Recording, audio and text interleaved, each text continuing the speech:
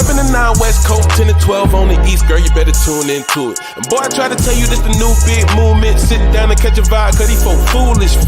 That's what you can bank on, to the bank on. Plus the more mob and the rewatch gang strong.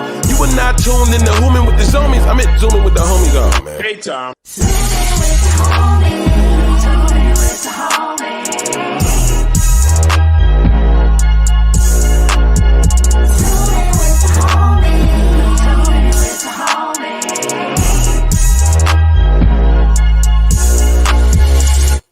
Yo, what up? Welcome back to another episode of Zooming with the Homies, man. I'm your boy TahirMoore. We got a fantastic show lined up for y'all tonight, man. I'm extremely excited about it, man. Got some good friends on here. Got some good liquor in my cup. The week has been pretty productive. Feeling good, man. I see y'all piling up in the room. Shouts out to everybody that's already in here, man. I appreciate y'all pulling up. As you come in, don't even wait for me. Just go ahead and drop kick that like button in the face. You feel me? Kick it in the nuts. All right, let's have a great time. Shout out to the mods. They doing a fantastic job. I don't even know how many mods we got now. Hippie Goes is in control of that. She has been holding it down. So shout out to her as well. Shout out to the MooreMods. Got some fantastic things coming for you guys in the future. Super excited about that. Of course, shout out to the Scary Squad. New episode of Damn Internet You Scary is dropping tomorrow. Episode of Word is Hard dropped today with Jasmine W. And then, of course, another episode of More to the Story dropped yesterday, Tuesday. So check that out too, man. Been on the last couple episodes. I'm back. You know what I'm saying? We're figuring out this whole scheduling situation because I got 1,000 shows between now and November. But we're going to make it happen, man. I ain't going to hold y'all up, man. We're going to go and jump right into this thing, man. We're going to get the guests in here. We're going to have a good time. We're going to party. We're going to parlay and whatnot and carrying on and so forth. So let's get these beautiful people in here, man. You know what I'm saying? Boom. Okay. Everybody, you miss one person, but he going to pull up in a minute. He actually just texted me. Let me see what he's talking about real quick. You know what I'm talking about? While I do that, I'm going to go ahead and get these introductions started. First off, ladies and gentlemen, I call him a silent killer, all right? Not just in video games. You understand me? Pull up behind you, you won't even know he's there until he starts cracking jokes. He's one of the greatest writers of this new generation, man. He has so much stuff coming out, and he already has a comedy album. He's a writer on Sherman Showcase. He's a fantastic stand-up comedian. Ladies and gentlemen, y'all make some noise. Welcome back to the show. The fantastic friend, amazing writer, outstanding comedian, Mr. Rob Hayes in the building. Bow, bow, bow, bow. Wow, what an intro, man. I didn't know I was a silent killer. You see me as a silent person? Well, here's the thing, Rob. You know, you have a very chill demeanor, right? And if someone didn't know you and then you went on stage and you started shooting them jokes, they'd be like, "Oh, this motherfucker a beast. I didn't even know he was chilling. He was so quiet. I didn't know he was a killer like that." So yeah, you're a killer, silent killer, man. No, that makes sense because I always get the like, "You a comedian? You don't seem like a comedian." It's like, yeah, I'm not on stage. Like, what? You know, I'm like UPS right now. I'm just trying to ship this box. I'm not. Yeah, I'm not here for that. Yeah, I never tell people I'm a comedian when I'm out in the streets, and I never tell people I'm a comedian when I'm in the on the airplane because you just trapped. Especially like you're on the window. Huh? What do you do when you do? I tell them I do the accounting for the Crips. Okay. Yeah. You tell them you're in accounting for the Crips. You like, yeah, I make sure that everybody gets health care after 90 days if they stay alive that long. I make sure checks are handed out. You know, we've really changed the organization around. It's not so much looting and breaking the entry. We do a lot of stuff in the community, more so like stealing cars and giving them to people that really need them, you know, single moms, things of that nature. And they leave you alone. I tell them I work for the Department of Treasury. They'd be like, "Oh, what do you do with them?" I'd be like, "You ever get a receipt and sign it, give it back? I'm the dude that checks the signature." All day, just like, I think that's it. I haven't caught anybody yet. I haven't red flagged one signature yet, but I'm just looking at signatures. That's why you're the silent killer. God damn it. That is why you're the silent killer. Moving on, ladies and gentlemen, we got Rob Hayes in the building. Very excited about it. Next up, this is one of the first people I met when I moved out to LA. He has been rocking and rolling nonstop. You've seen him on billboards all over LA, all over the country, actually, because he has an amazing show. They on season 2. You know what I'm talking about? He's a stand-up comedian tour with the great Sinbad. Still keeping him in our prayers as well. Also, he's a model. I don't know if you've seen the latest spring issue of Zara, but he's all through that bitch as well. He also models for Jello. I didn't even know Jello had models, but I seen him on a couple Jello ads as well. Ladies and gentlemen, I want you to put your hands together for my good friend, amazing comedian, actor, writer, content creator, Chase Anthony. Bam, bam, bam, bam. What's up, good brother? I liked Rob's intro way fucking better. Way fucking better. I was in here really about to clap like I didn't even know Rob. Like, man, this nigga is amazing. Now I'm a fucking Jello model. Oh. Hey, listen, who don't like Jello? Jello is this is how amazing Jello is. They give it to people in hospitals and jail. When's the last time you ate it? Oh, I had Jello shit a couple days ago. I was sick. First, I made some Jello pudding a couple days ago. Come on, Pooh. Come on, Pooh. Jello pudding. You know what I'm saying? Come on, Pooh. Come on, shit. Don't downplay Jello. I was finna ask for some free boxes. You know what I'm saying? Like, I heard Jello. I perked up. Oh, Jello. Oh. See? Okay. See? You don't even know your own power, Chase. You don't even know your own power, man. I ain't fucking with no Jello, no puddings, no. But see, you didn't say nothing about that Zara credit, though. You took the Zara credit. I thought that you went down. I was like, damn, he don't give me no credit, no nothing. Hold on, Zara is. Come on, now. You were accounting for the Crips. I have no imagination. I'm Jello and Zara. First of all, you're not giving Jello his credit. They give it to inmates. These niggas have no freedom, but they deserve Jello. That's how important it is to the community. You got to think, bro. It's bigger than that. You're doing the Lord's work. How much a Jello box worth on the yard? Anybody here know? Nigga, that's about a half pack of cigarettes. What flavor? Oh, well, you got to go with the originals are the red, the green, the orange flavors. Yeah, you got to go with those are the flavors. The flavors are the colors. Oh my god. Flavors of the colors. Because that red can be 3 different things. That could be fruit punch, that could be cherry, that could be strawberry. You don't know what you get. Watermelon. Red. You get that watermelon. The watermelon, it has a hue of pink in there. Okay. So, just throwing that out there, just so you know, you out here doing the Lord's work. I need you to be more appreciative of it. Is Jello worth more than a honey bun on the yard? It depends on who you getting it to. Not to me, yes, because I'm a fat guy. You know what I'm saying? Okay, but and cigarettes ain't really my thing.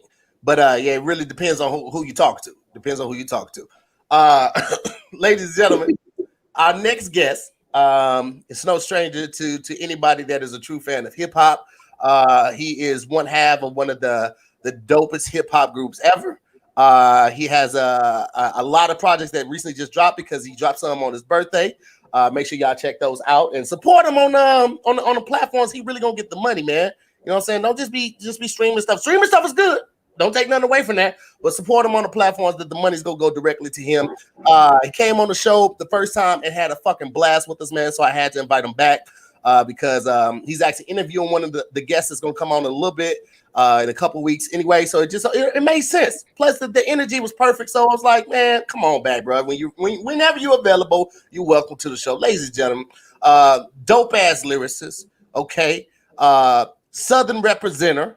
You know what I'm saying? Microphone ripper, cooler than a motherfucking fan in the wintertime with the windows open. Ladies and gentlemen, put your hands together. Welcome back to the show. God damn it, rapper Big Pooh. Bam, bam, bam, bam. Thank y'all. Excuse the mess in the back. You know what I'm saying? That's the plaques. The plaques? No, not the plaques. Not the plaques, man. The desk, man. The desk. You know what I'm saying? Plaques. Oh, excuse the plaques in the back. You know what I'm saying? The reason why this nigga had to book me 2 months in advance. Excuse me. You know what I'm saying? Like, don't worry about what's on the wall. You know what I'm saying? I'm talking about what's on the desk. You know what I mean? I'm saying what's on the desk, Yeah. All right, Pooh. What's on the desk? Sure. Okay. Sounds good. Nigga, his introduction was amazing too. Okay, you know what? I was waiting for the smoke. You know what I'm saying? I was waiting for the smoke too, bro. I was waiting for the smoke. You know what I'm saying? He did leave out one thing though. You know what I'm saying? Like, I was talking about honey buns so much because I am formerly known as the Honey Bun Thug. You know what I mean? Like, you know, you got the ones with the icing, you got the plain ones. It doesn't matter. I'm all honey bun, not that chocolate shit. I don't do chocolate. Yeah. We don't do that. We don't recognize that. Chocolate. We don't recognize chocolate honey buns right here. So, you know, Honey Bun Thug in the motherfucking building. All right, well, there it is, man. Like that and like that. Here we go, ladies and gentlemen. I'm gonna do one more intro. All right. I'm gonna redo one intro, then I'm gonna do one more intro.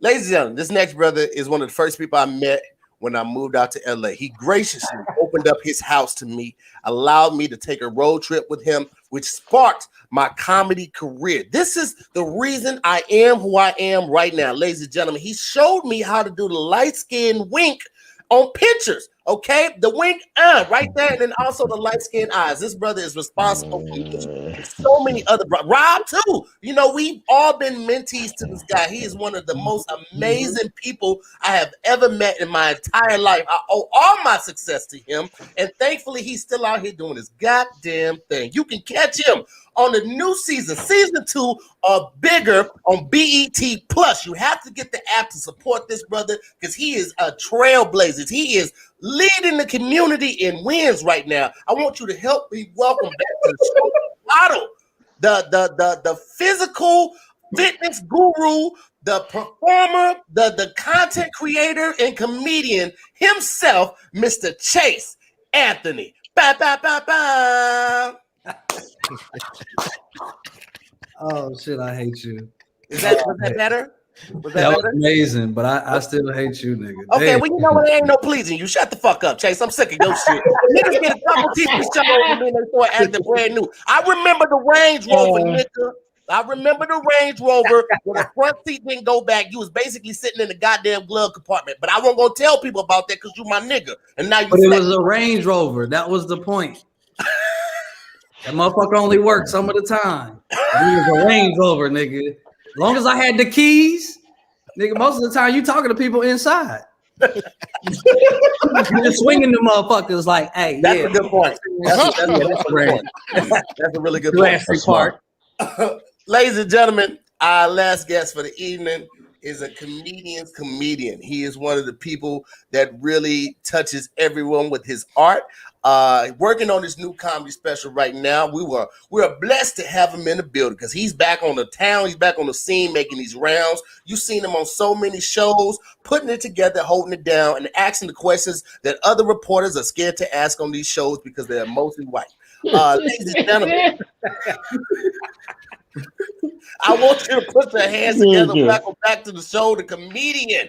Okay, the chairman for comedians, the people's spokesperson. I don't think I said that right, but ladies and gentlemen, welcome back to the show, Mr. Roy Wood Jr. Bye, bye, bye, bye. Honor and a pleasure. Honor and a pleasure. And congratulations on the rise of Zooming with the Homies. I got an email from you with a lot of motherfucking rules and protocols in it this time on what type of headphone I need. And motherfucking like, nigga, the first time I did Zooming with the Homies, it was just like, man, just click the link. I don't give a fuck where you at. You can have your phone vertical.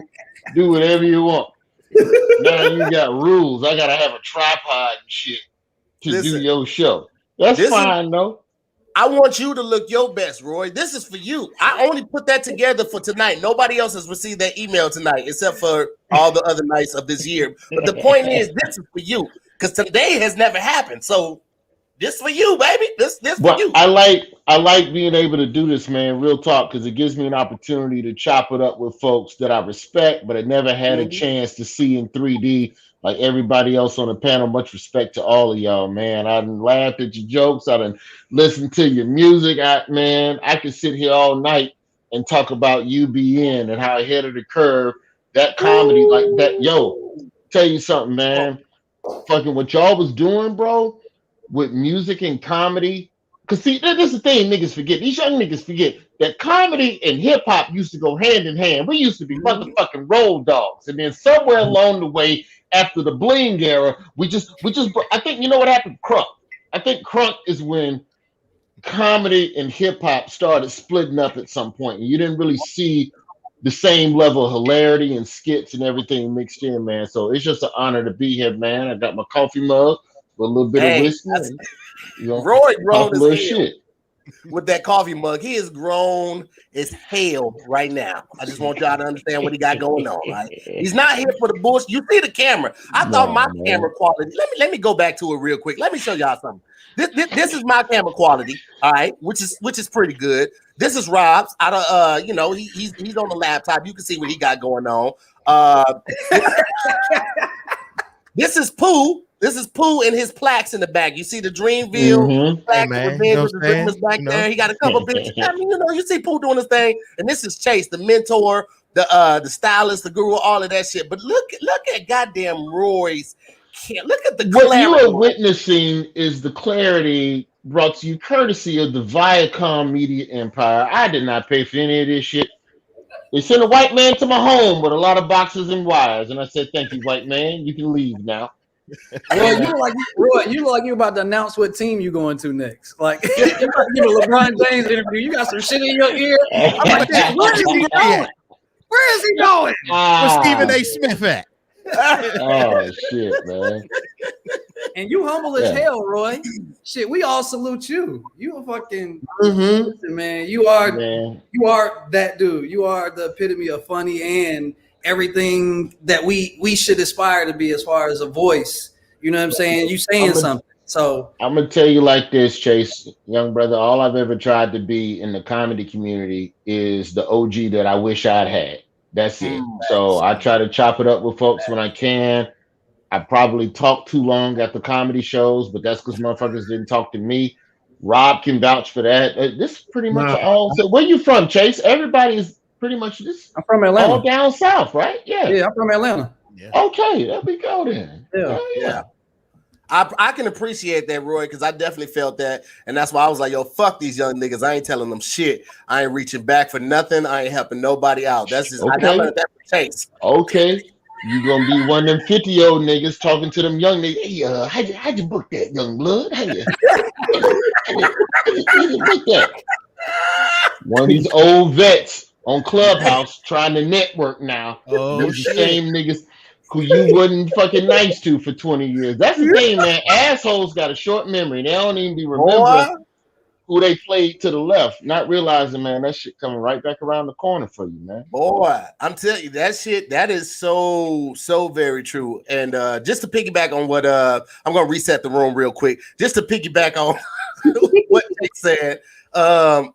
Roy mastered the art of being himself and still being able to get into the rooms that had a lot of big doors in front of them, but still be the representation for the people that look like us. He never switched up, never faked it for us. And that's one of the things I really respect about him and a lot of other people that are able to do that, because you see it a lot. A lot of people getting those big rooms, man, they switch it up, they don't reach back. The fact that you even responded to my DM initially, I was like, oh, this is a different type of brother right here. I didn't want to call you a nigga until I had met you, but now you my nigga. We had met at the Comedy Union. Nigga, this had to be like 08, 09 money, somewhere in there. And I'm like, where you from? To here. I'm from St. Louis. You had that just got the LA grin on your face. It's cool. Everything go work out in 2 months. You know? Yeah, that look. And anybody that's willing to just leave everything that they know and their comforts and go to another place, nigga, I believe in my. Do you understand? All of us are just a bunch of niggas who believe in their thoughts. I believe in my thoughts so much, I'll pack a U-Haul and fucking bounce to another coast. Anybody that's willing to do that, man, if you're a decent person, it's gonna be room for you. It's gonna be room for you in the game. It's just perseverance. That's all this shit is. It's not getting. It, man. I definitely appreciate it. Pooh, what's been good with you, man? You still cranking out the music? Yeah, man. You know, just trying to put this music out, man. Get some stuff prepared for the people. You know, just work diligently. You know what I'm saying? I didn't have the, you know, y'all would see my whiteboard, but then, you know, I'd rather y'all see the plaques than the whiteboard. You know, the plaques look better. You know what I'm saying? They shinier. You know, that's real creative shit right there. He got all his ideas on the wall. Hey, man, you gotta see it. You see it, you can believe it. You know what I'm saying? Let me tell y'all how grown Pooh is. This is how grown Pooh. I hit Pooh up. Now he hit me up. He's like, yo, where the link at? And then his next text was like, shit, I didn't know this started PST. He didn't. Hey, nigga, it was almost snoozing on the homies, nigga. That's what it was. That's what it was finna be. You know what I mean? Like, I had to set my alarm and everything. I almost took one of them grown man naps on y'all, you know? Shit. Ain't no coming back from no grown man nap. You just went to bed at 7:30. Hey, it, you know, it take you an hour to fully wake up when you take a nap in the afternoon. You take a nap at the 5 p.m. It's gonna take a lot for you to really wake up. You might as well just take sleep. Might as well, you know what I'm saying? So, you know, I made sure I set the right time though. My alarm went off at 9:45, you know, EST. And you know, I got in here and got on this thing, you know. There it is, man. Well, I appreciate you being here, man, and your presence is definitely felt amongst us and the rest of the people watching right now. We got about 1,200 people in here just kicking back, checking it out. Chase, man, I see the name Chasing Money. You've been killing it, brother. You know what I'm saying? You took new pictures. I saw the pictures, Chase. I saw the goddamn pictures. If y'all ain't seen the pictures, go to his Instagram, his Facebook right now. Chase out here. He always been a fly nigga, but he out here now. He wearing turtlenecks. That's how I know a nigga get money when he start wearing turtlenecks for no reason. It was warm in LA when he took the pictures too. It was warm. It was a smooth 84 degrees, and that nigga had the turtleneck. I was like, this nigga getting money. Oh man. To be honest, man, I'm just riding away, bro. Like I think that if you ain't enjoying the journey, so I've been trying to get used to that part. I think I was used to the struggle. Like I was just okay with the struggle. So even when money was coming in, I was like, nah, man, like I don't know when the next time this shit gonna come in. And so I just been slowly coaching myself out of that shit of like having fun, like it's okay. And then going back to what Roy said, I think that was the element of us realizing we wasn't rappers, like, or ball players. Like I'm in my 30s now, so like nigga, I can't do none of that shit. My back hurt, like you said, grown man naps. Nigga, that set me back. Nigga, I nod off with a controller in my hand. Like how you nod off and the controller shaking, nigga? Like you still in the game. So I'm enjoying the just progress. I'm enjoying just slow progress and enjoying what looks like to be a great start to a career. You know what I'm saying? It is, man. I love it, brother. You've been doing great things, man. Working with a couple of the homies over there. You got Trishan with was it Big Arm? It's a great show. I'm very excited about it, man. What can you tell us to expect with this new season, bro? Man, the new season is wild, and they got a crazy guest stars. Like once I saw Tori Spelling's name on the call sheet, I was like, oh, y'all bona fide. Oh, this is about to get real interesting. And she literally, like, I ain't gonna even lie to you. Like, I was in shock. She funny as fuck. Like, really, never would have thought that. And then Play from Kid and Play is on there. So it had like a list of people that you're like, yo, like low key, this dope as fuck that I get to work. Like, nigga, you want to ask like house party questions, but you don't want to seem like that dude. Then you want to know about 90210 because you like, you know, shit, wasn't nothing else on. You know, so I was watching. You like you fans of people, so that was kind of like the dopest part as far as the videos that they made. All right, well, man, since we're talking about it, let me just go ahead and let y'all know real quick. We're gonna pay a couple bills real quick and get this going on. Let me switch it real quick to this right here. Boom. Oh no, not that one. No, not me. I'm drinking. Don't put the camera on me.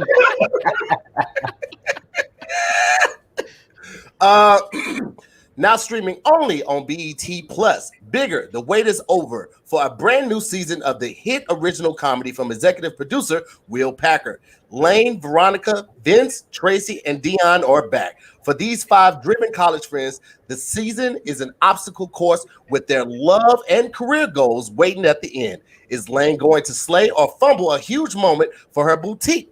How far will Tracy go to keep her social footprint from shrinking? Can Dion get a swagger back at work? And will Veronica stop hustling backwards with her ex? Is the ambition and desire of these 30-something enough for what lies ahead? Watch and see. Plus, this season guest stars Tori Spelling, Christopher Play Martin, and Carly Red join the fun.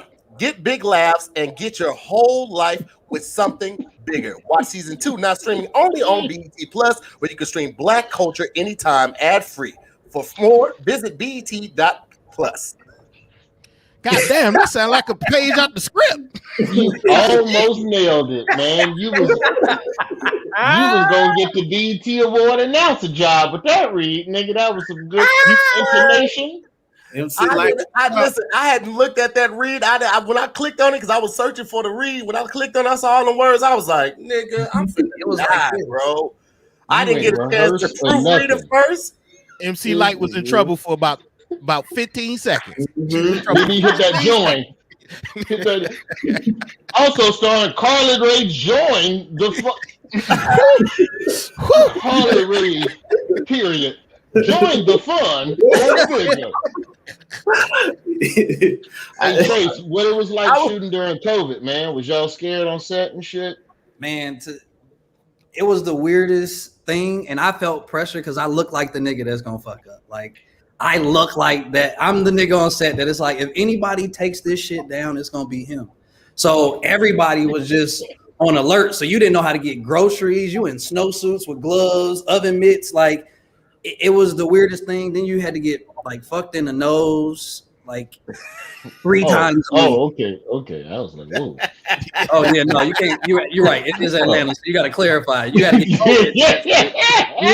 You had to get COVID tested 3 times a week, which was just like, man, when you go from not seeing nobody, and then that was the one thing too that I noticed. Everybody on set, like, it was like a culture shock. People went from sitting at home to now you around people and you getting tested.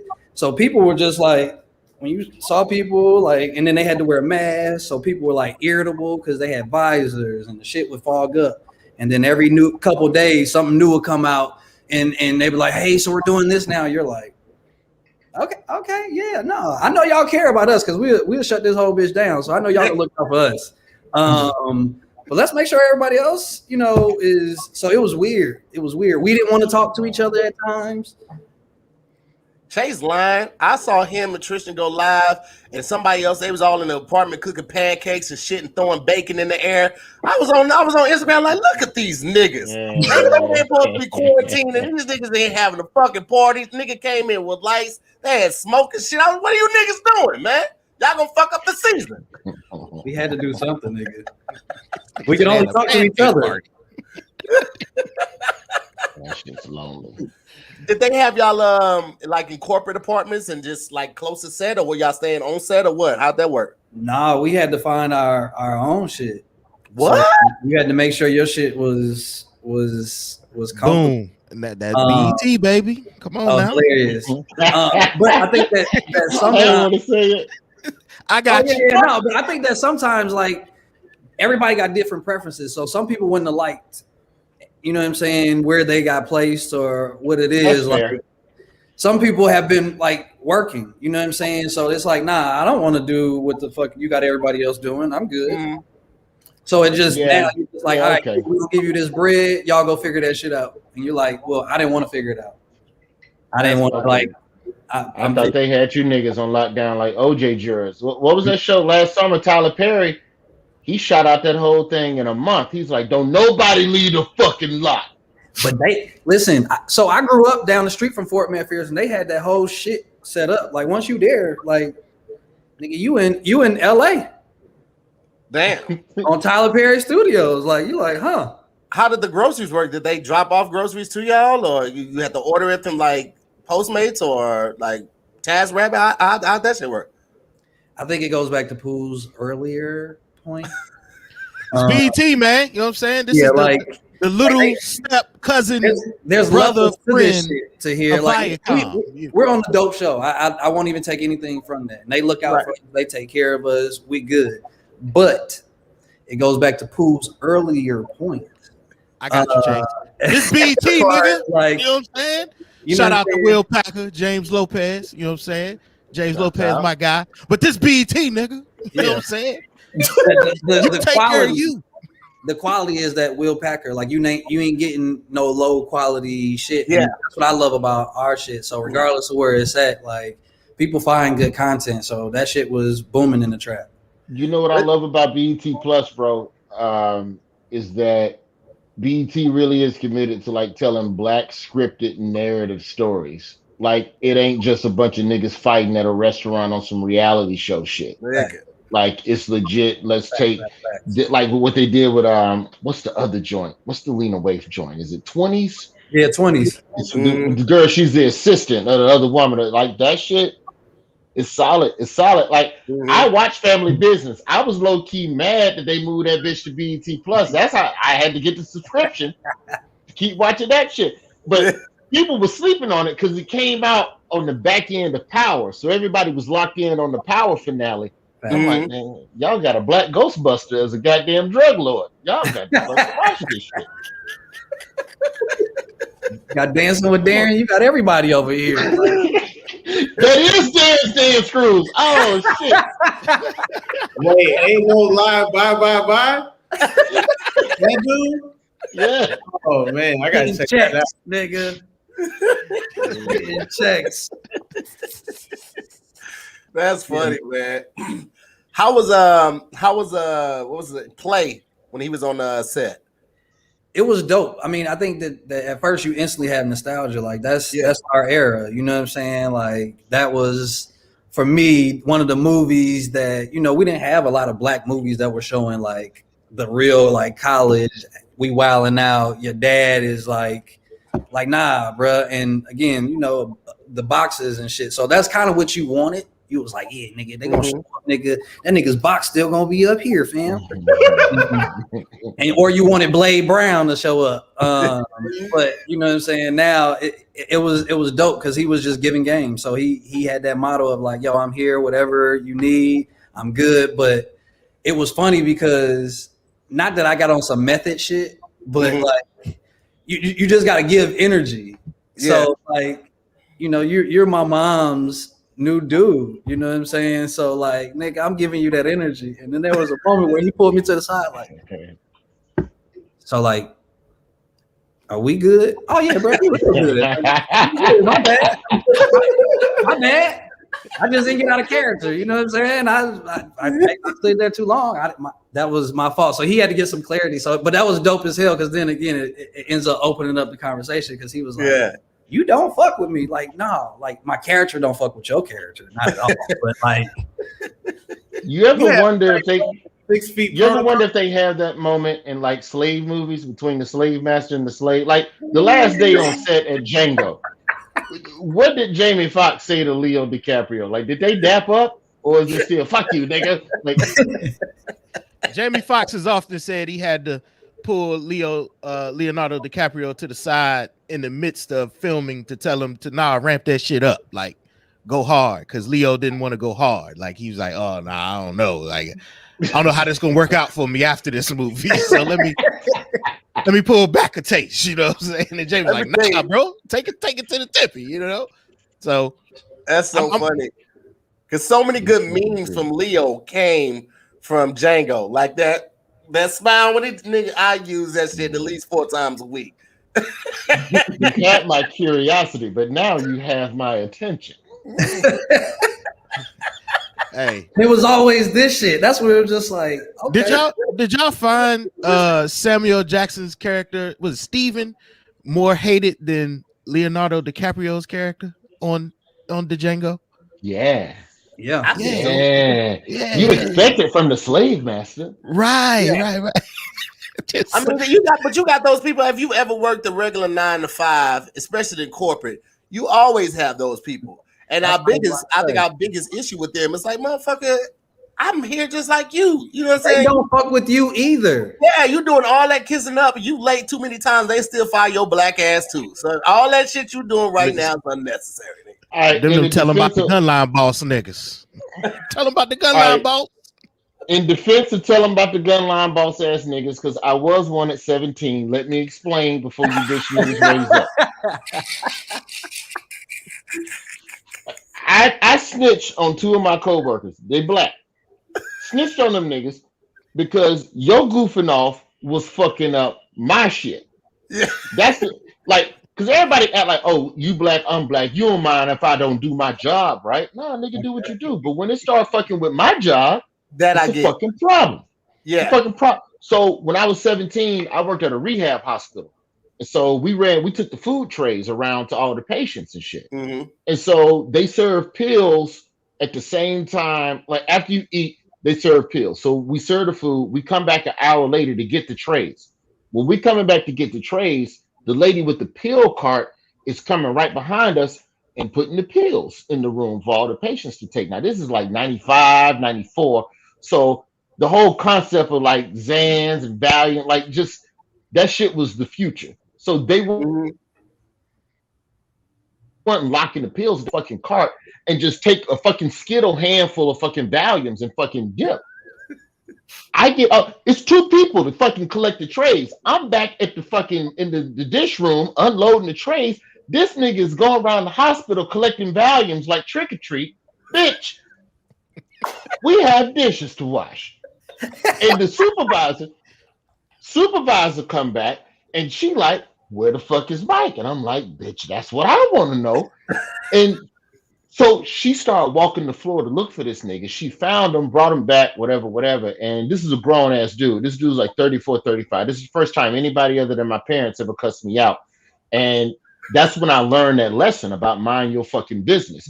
Because I didn't realize, I just wanted someone to help me in the fucking dish room. But what I did low key was set that nigga up to go get fucking 20 years in federal. When what I should have done. But thankfully, Mike was smart. He stashed his pills in the gym until the end of his shift.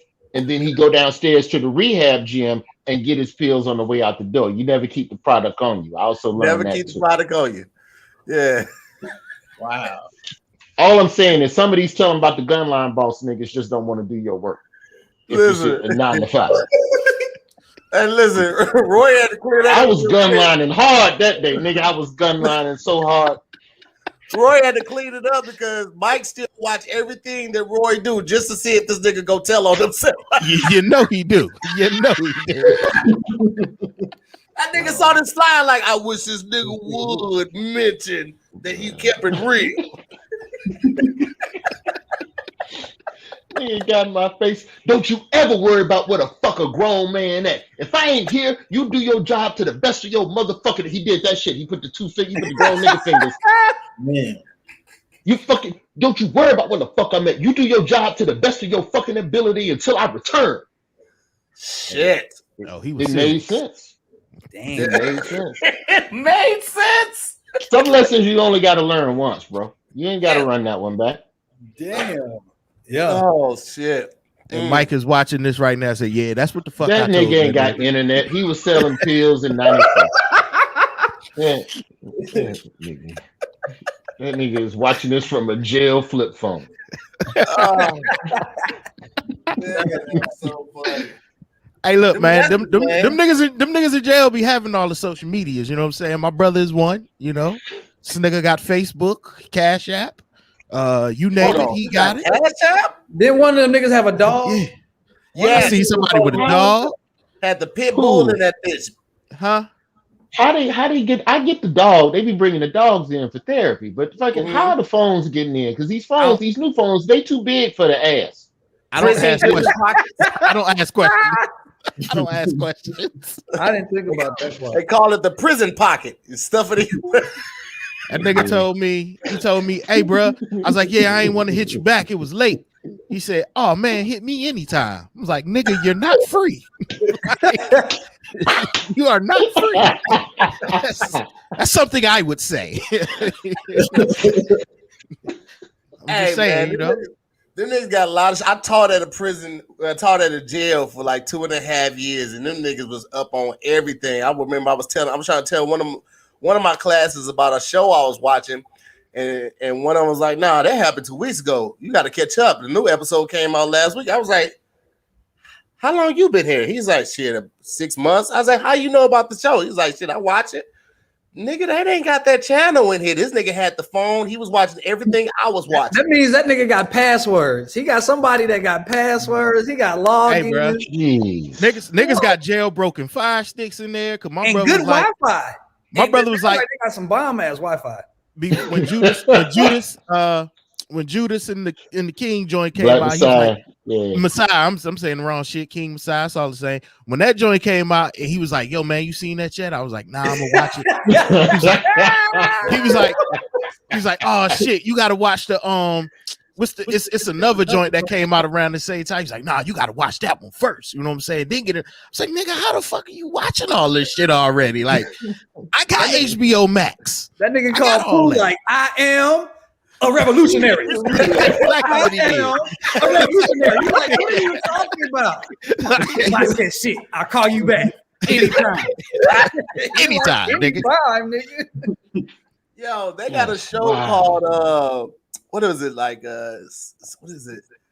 30 days in or 60 days in? Where like they pick like I think like 6 to 8 people to go to jail, and everybody has a different assignment and all of that. One dude wanted to be a cop and he wanted to go undercover. One dude was from the army. One chick was like from the suburbs. She was like, "Oh, they're living too good in jail, and we're spending all this money on the penitentiary system and all of that." Man, them motherfuckers is crazy. Ain't no fucking way I'm gonna volunteer. They were all white too, huh? Caucasian. Yeah. Okay, all right. 90%. I'm just making sure. You know what I'm saying? You know, I don't know too many melanated people that's volunteering for that job. Absolutely. Not when 1 or 3 of us get to go there for free already off the top. Yeah, I'm not trying to go. Scared Straight was enough for me. And I didn't even go. I just heard about it. I was good. You know, but the bag came and told us, and the second hand Scared Straight, that was enough. Scared Straight was a comedy series, my nigga. I ain't gonna lie, that was a comedy. I wouldn't. I mean, not when you're there, but you know, watching on TV, that's just a comedy. You know, it's a scripted comedy series. But you gotta remember the OG Scared Straight, the OG Scared Straight from the 90s, like the 80s, like that was like legit horrific for people because all you knew was jail, rape, and you was gonna have to make a shank and get stabbed in the cafeteria. You watch that shit now, you be laughing because you know they can't touch the kids. That's why it's a comedy too. Mm-hmm. It's like, I know there's rules. You ain't gonna touch this dude, so it really ain't that much. It don't scare. These new kids don't scare as much. That's the other problem too. Maury is what fucked it up because once they start bringing the military dudes on there and the shit was getting out of hand, it was like, wait a minute, they're tackling these kids. It was that show that I think fucked it up. At first, they wasn't exposing these ass whoopings, and I didn't race my mom to just a regular cell phone or to a regular house phone.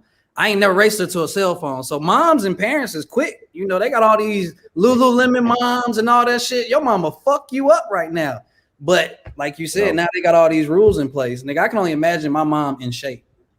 Man. Could you imagine getting the ass whoopings we was getting if our parents was in shape? An 80s ass whooping with an in shape parent? You need to put that on stage. That's fucking funny. I don't know about y'all niggas, but I'll write that down, Roy. My mama sure felt like she was in shape to me, nigga. I don't know about y'all. You know what I'm saying? I don't know what in shape was if that wasn't it. Listen, growing up, flip flop was in the Olympics. My mom would have played, definitely. My mama was never in shape.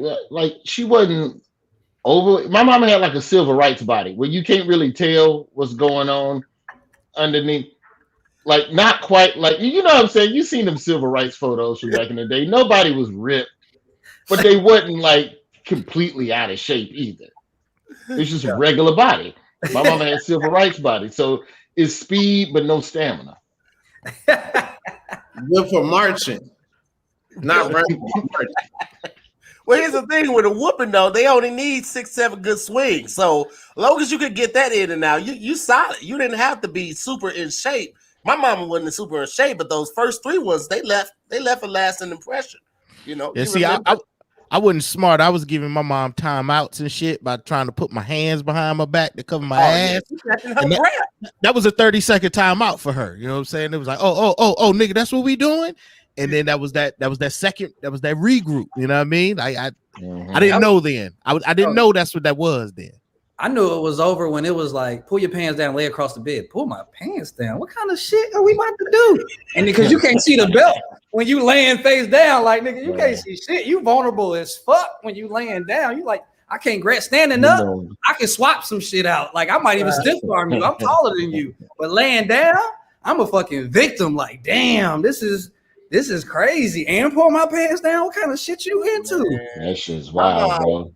My mom got soft after she had me because when my sister came, she didn't get nearly the damage that I got. My mom was tired by that time. You know what I mean? Like she had spent it all on me. So my sister got away. I remember one time my sister was getting a whooping and my little sister grabbed my mom's hand to stop her. I was like, oh, kill her.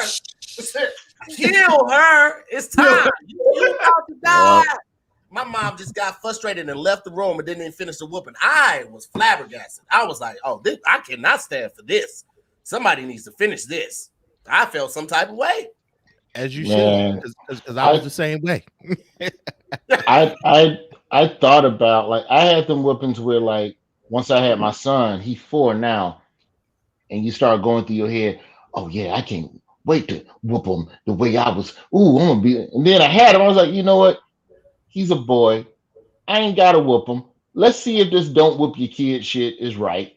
If I'm wrong, it don't matter because we still gotta have our final boss battle when he's like 14 or 15. Thanks. But I think as a father, even if you don't whoop your kid, y'all still gonna have one fight. So I'm just saving all my energy for the one fight. That's cool. I ain't gonna whoop you, nigga. I play mind games and be stern and take away privileges.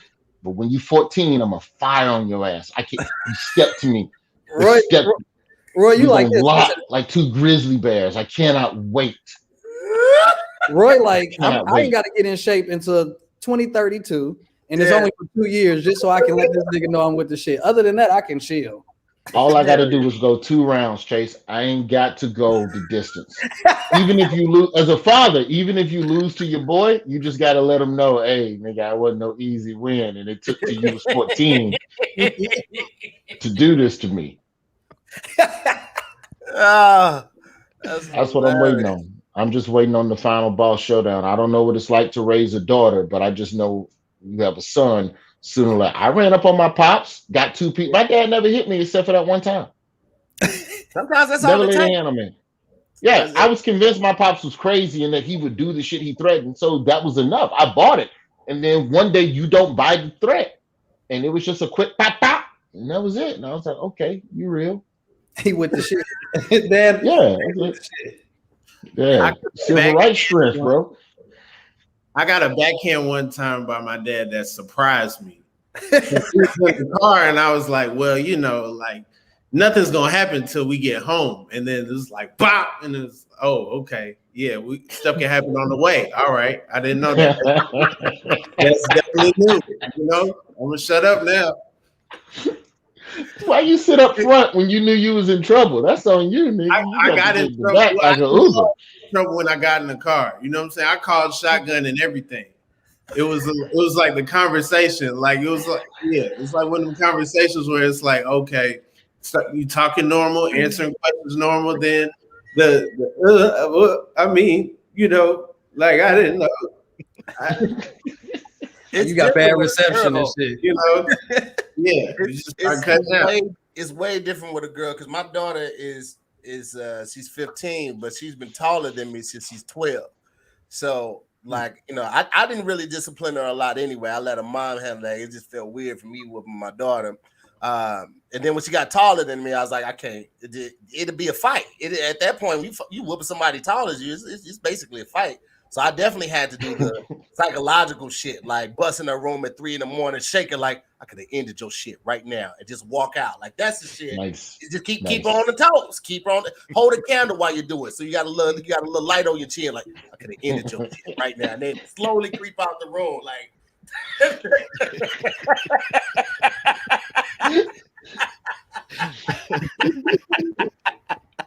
That's what I had.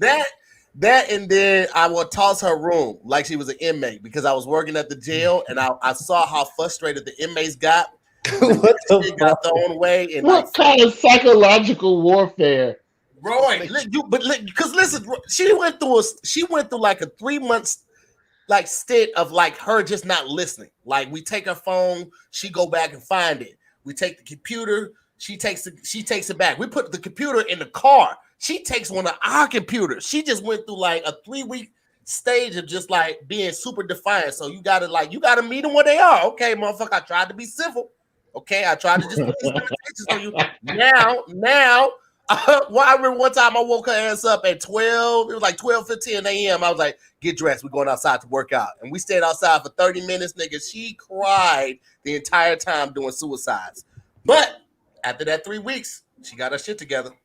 Doing suicides. Damn. Yeah, nigga. Up and down that driveway. Let's go. Get that time down. Did you have to do an example first? Like this? All right, so you got to do this. Come on, Chase. You ain't even have to ask me like that. It goes back to the fitness thing. You know what? You know good and goddamn well I did. You know I had that iPad out there. With a YouTube tutorial. You know I had Sean T and the Beachbody workout on that goddamn iPad. I wasn't doing the goddamn thing. I didn't get in trouble. Bro, that running, that's how my mom's got me. My last whooping was 6th grade, and then she figured out I would choose the whooping over punishment. She figured out, oh, okay, I'm gonna fix you, nigga. I'm gonna start taking your shit. And I had a baseball coach in high school. This motherfucker, if you showed up to practice without your glove, you ran the whole practice. It's 3 hours, Alabama Heat, and you just ran. You didn't bring your glove, so you ain't here to play baseball. So just run. You just gonna run the whole fucking day. So when I got in trouble in high school, my mom would just take my glove because she knew when I got to baseball practice, this nigga was gonna put us through it. And I ain't never straightened up so fast in my motherfucking life than the thought of you stand at home plate. And we played in the old minor league stadium, so this shit was 420 straight away center field, nigga. A football field and a third run all the way to center field. That's a baseball suicide. You stand at home plate. You go all the way to the center field fence and back. Then you go home plate all the way to the foul pole back. Then you go to the other foul pole and back. That's one. And you have to do 10 of them without ever stopping. And you might not do that much running in the whole ass baseball game. That's some bullshit. Wait, where are they practicing? So if you going through the field, and like how are they having practice? If they're doing practice, then you just run the whole warning track. So you run the whole circumference of the field. Okay. In foul territory. You just keep your head on the swivel so you don't get hit with something. But if they was just running drills, like just doing like drills in a specific part of the field, then you're doing the suicides. Y'all were lucky, man. I got a whooping and punishment. That was some bullshit. I asked my mama one time, like, Mom, can I just get one or the other? She was like, nigga, you think I'm stupid? You gonna feel this pain and your ass gonna sit in the house, nigga. Like, you trying to negotiate. I tried, you know what I'm saying? I tried. I asked my mama one time, my brother put me up to it and shit. I asked my mama one time, I was like, Mom, my dad sent child support. How come I don't ever get none of this money? Nigga, I thought she was going to get up off that couch and suplex me where I stood and shit. And I tried to be smart, and I was standing on the steps and shit. Like, Mom, why I don't get none of that child support money? She said, motherfucker, you got a house? You eat, nigga? Oh. That's your money. Now take your ass back upstairs if I put my foot in your ass. And okay. I see the money now. I see all the dollars now, Mom. I remember the day I got the decision where my mom was like this, or the option where she was like this. Listen, you can get a whooping or you can get punishment. I'm like, which one is which? And she's like, you can go back outside after you get the whooping, but on punishment, I'm taking your TV. And I was like, I'll take the whooping. Yeah, man, she beat the shit out of me. When I tell you, you don't want to go back outside after that, most of the stars, you get back outside, you be like this. So what she say? She just wanted to talk. Nigga, you done cried your little heart out. Now you got to come back inside and go lay the fuck down. You put yourself on punishment. I gotta go back in the side. Like they're like, she hit you. No, she didn't. She just wanted to talk. Like nigga, she hit you. You got a belt loop right here. You got a whole loop right here, nigga. If the whooping bad enough, I'm taking a nap. I don't want to go back outside. I got to sleep this pain off. I can't just go back outside. I need a break. If the whooping was bad enough, I ain't going back outside. I don't need to. I'm about to watch Highlander and call it a night. I just don't. My thing with whoopings, man, is just I don't like how motherfuckers will like try and jump on you for like if you dare to laugh at something that they feel was traumatic and should have never happened to you in the first place. I'm not finna hold my parents accountable for what they did when I figured that they were doing the best that they knew what to do at the time to raise a black boy in a fucking rough part of fucking Birmingham. And to be able to still laugh at that shit now, present day, man, that's a fucking gift, bro. Like that's just something like that's the only thing I don't like, because you know people are getting to that back and forth about beating their kids on Twitter, and then you're good in spite of being beat, not because you were beat. Okay, even if that's true, nigga, let me have this chuckle about that after whooping nap. Because it is a good nap. It's a great nap. Both things could be true. You might be right, but so am I. Right. Shit, mine's help. I know mine's. I know I was active. Nigga, she didn't have no choice. Then, like you said, then eventually she like, you know what? Fuck it, I'm from Boston. Knuckle up. You like, wait, what? I'll fight you. You like, I don't think you should be doing that. Try me. And then you try her one day because you, like you said, you get taller. Mm-hmm.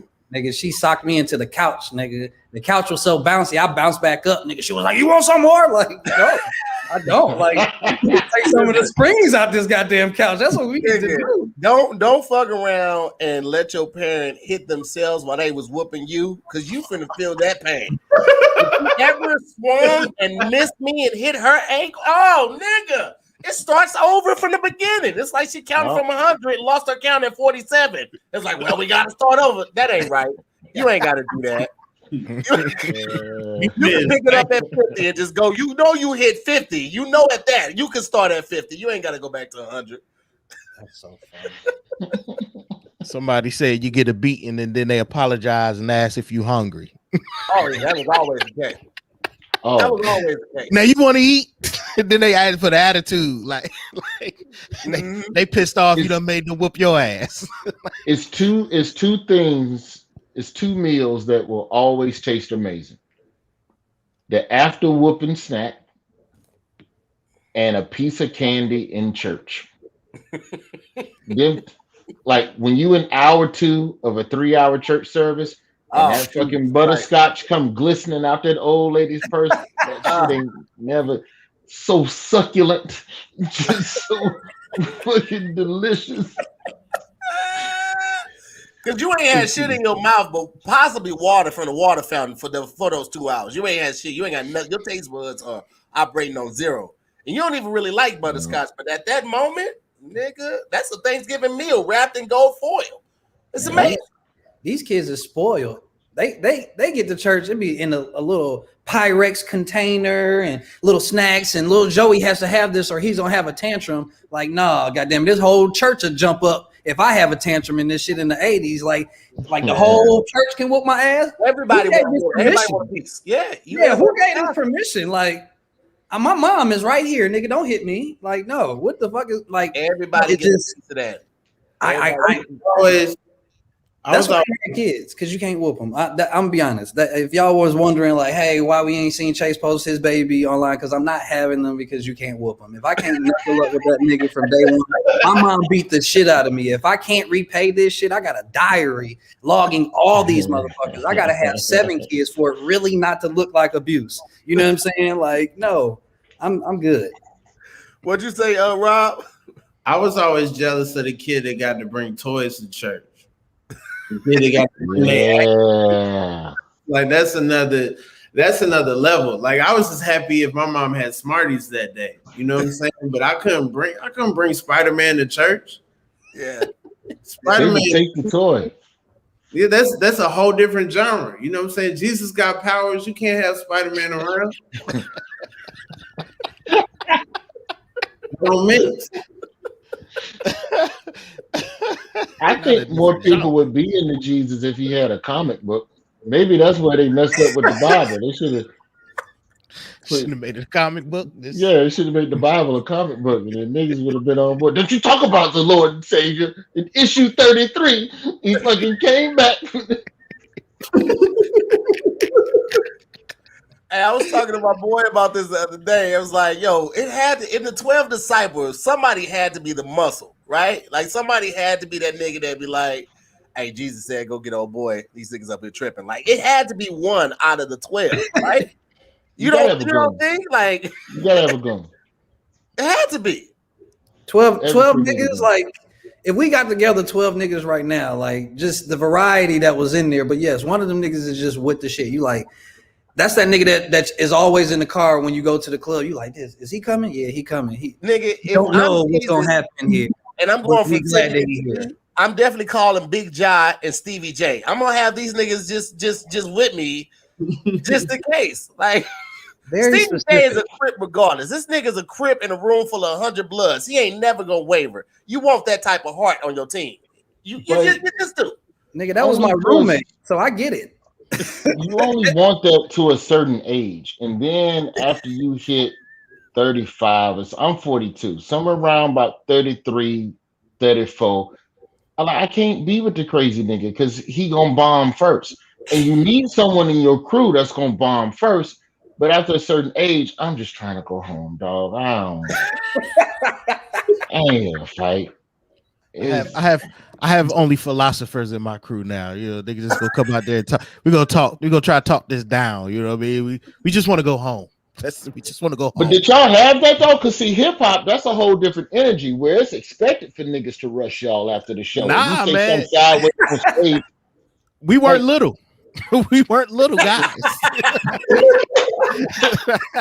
You know what I'm saying?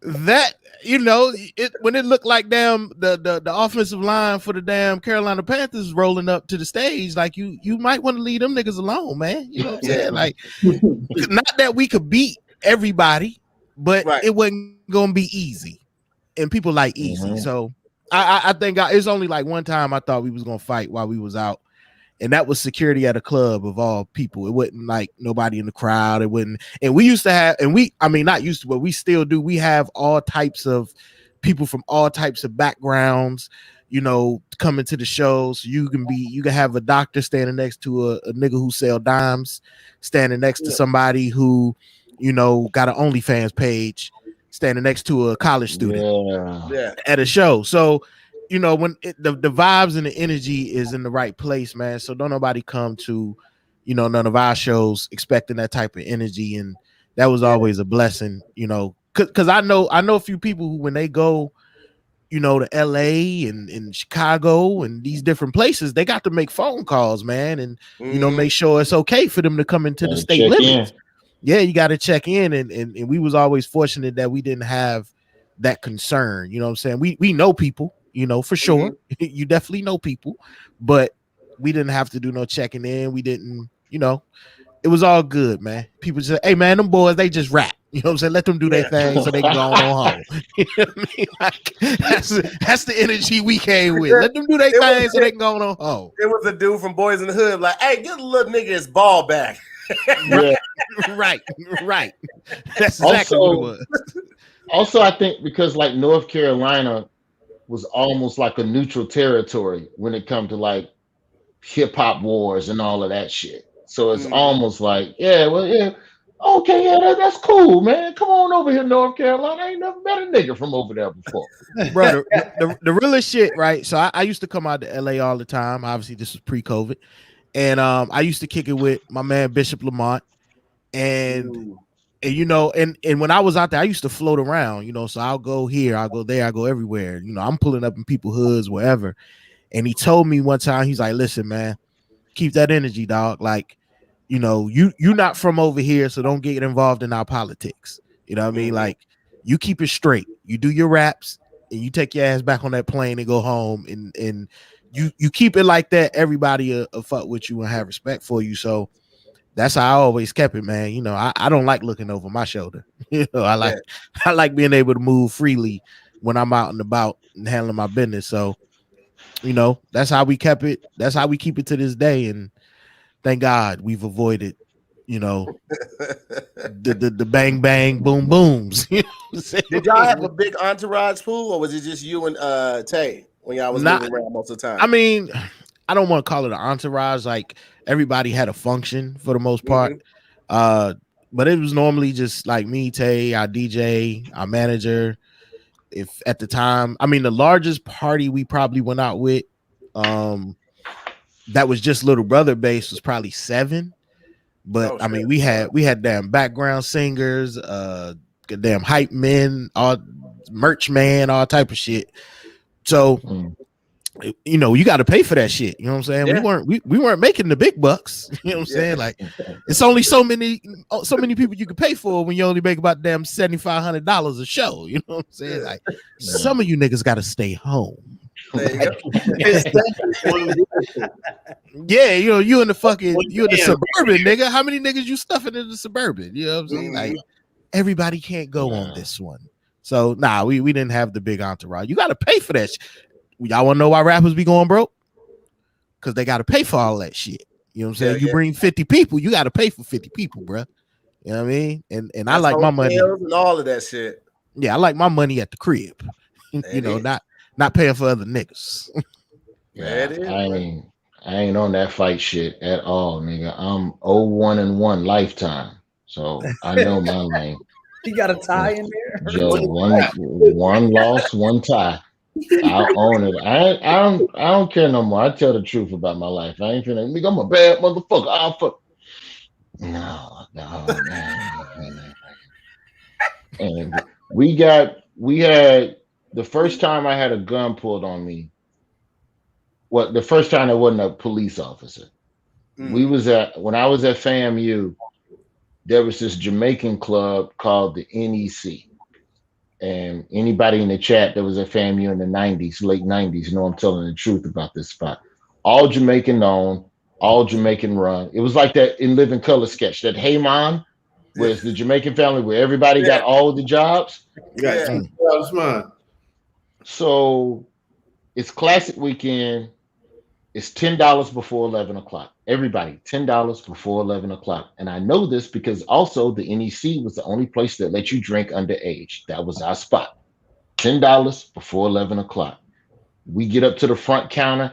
It's $10.55. This nigga tells us it's $20. Now, at this point, we had been drinking Mad Dog for about an hour.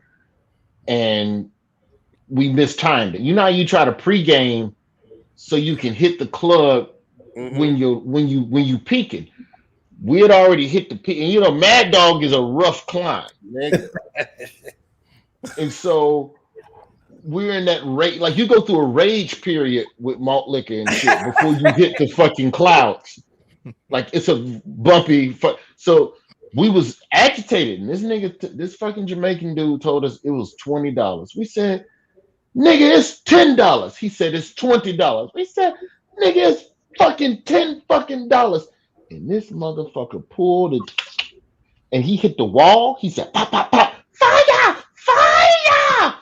And fucking 8 more Jamaicans came out the fucking front of the club and fucking made a circle. There's no police presence at all.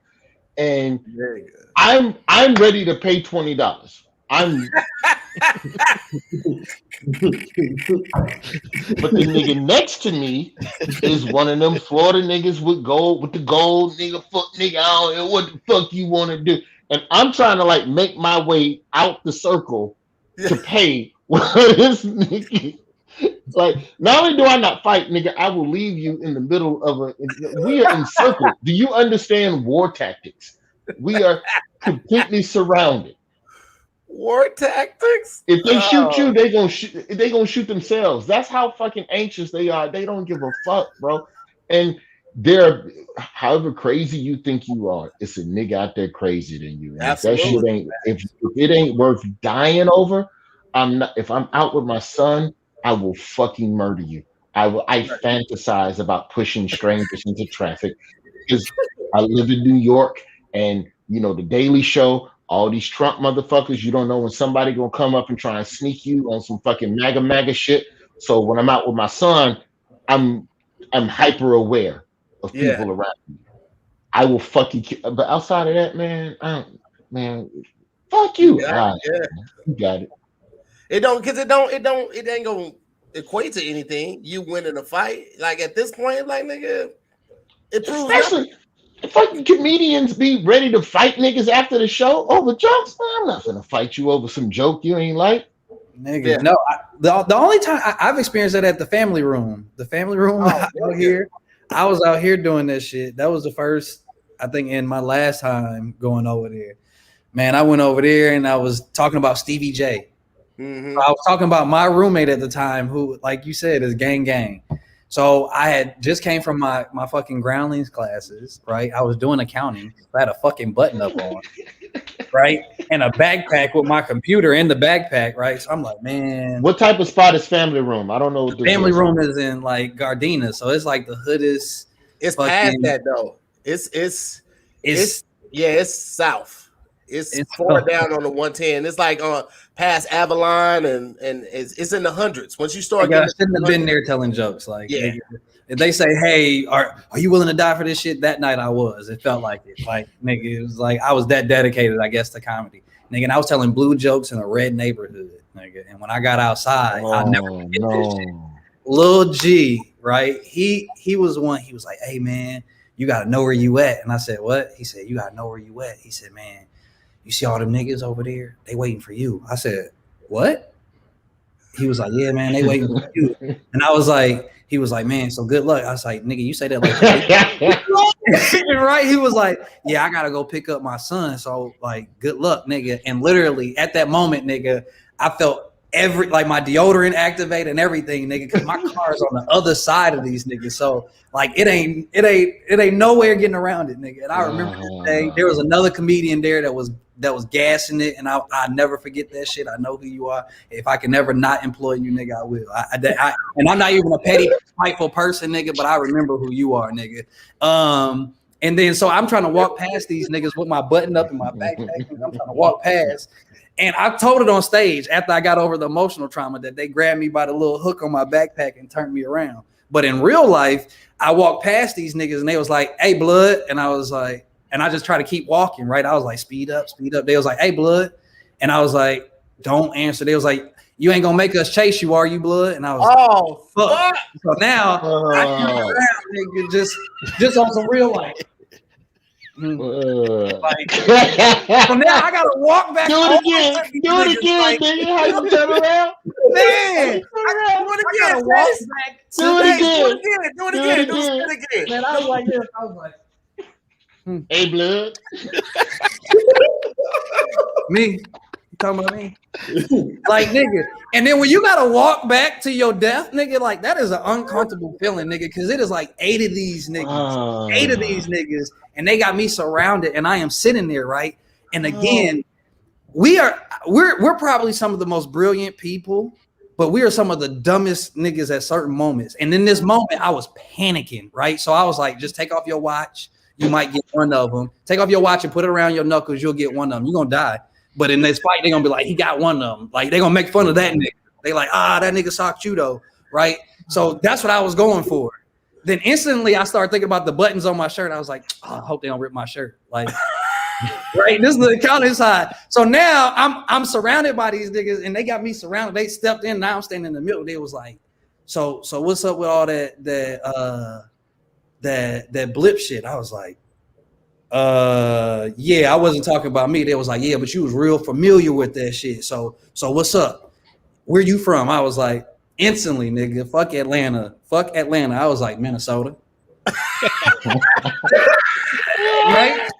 Minnesota, nigga. I am from Minnesota. Like, it was like Minnesota. They was like, they ain't got gangs where you from.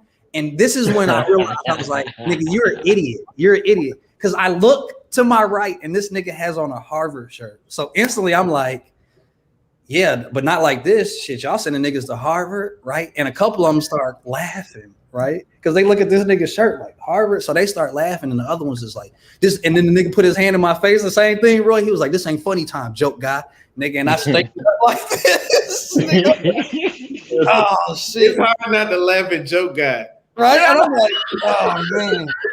So now I didn't realize the big homie was sitting in the car. They was like, man, let that funny nigga go. He good, right? And now I'm trying to like exhale. They was like, yeah, nigga, you gotta know where the fuck you at. You telling all that flu shit. Like they kept using words, and you just trying to really identify the words. Like I just need y'all to use the real words because my life is like. Not because like y'all have to, but like right now, like context. You in the vomity blood. Yeah, nigga. I'm like, what?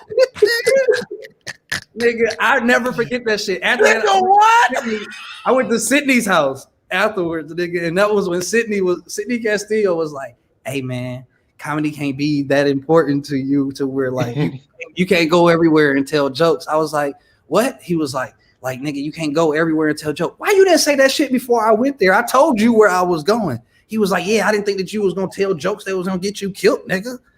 And then the next day, Brett Taylor calls me and was like, "Hey man, what happened?" I was like, "Nigga, like I lived." And he was like, "No, but like real life, no. Look what happened." I was like, "Nigga, I was over there talking about Stevie J, nigga, and they got upset because I was in their hood." He was like, "Nah, man." He said, "But you earned their respect." They was like, "Nigga, you can come over here whenever you want." Nigga, I'm never coming back. What the fuck? Why did you invite me back? No, nigga, no. Like, did you not hear the whole story? So yeah, no, Roy. I like you said, after that day, I was like, you know what? I'm just not that tough nigga no more. And I box, I do all kinds of shit. So yes, I could be with the shit, but for what? I don't want to rip my shirt. I don't want to do. It's a lot of shit that I go thinking about. Man, listen, I don't care. It ain't no prize of being the toughest nigga. And like Roy said, there's always somebody crazier, bigger, stronger, faster, tougher, and you don't get nothing for that shit. Bragging rights to who? Not nobody that's gonna pay you. You trying to impress niggas that probably gonna bootleg your movie. Why you even give a fuck? I'm good, nigga. And Roy, you asked what type of club this was. You weren't familiar with, nigga. It's the type of club where the game is on. You gonna leave out that bitch smelling like chicken. You can get drinks 2 for $5, and when you funny, they throw money at you. Bingo. Oh, They don't tip you when you getting off. They throw money at you. And I thought that I was killing it because niggas was piling in that room, nigga. I didn't know that they was piling in there to kill me, nigga. I was like, nigga, it's more niggas coming. They went outside. I was like, hey, killing this shit right now. They went outside. One nigga went outside. Hey, come catch our blood, bro. This nigga out here being mad disrespectful. You thought you was killing, nigga. They were finna kill you. That's the thing. That's the thing I appreciate about hood rooms in Atlanta, though. It's you suck.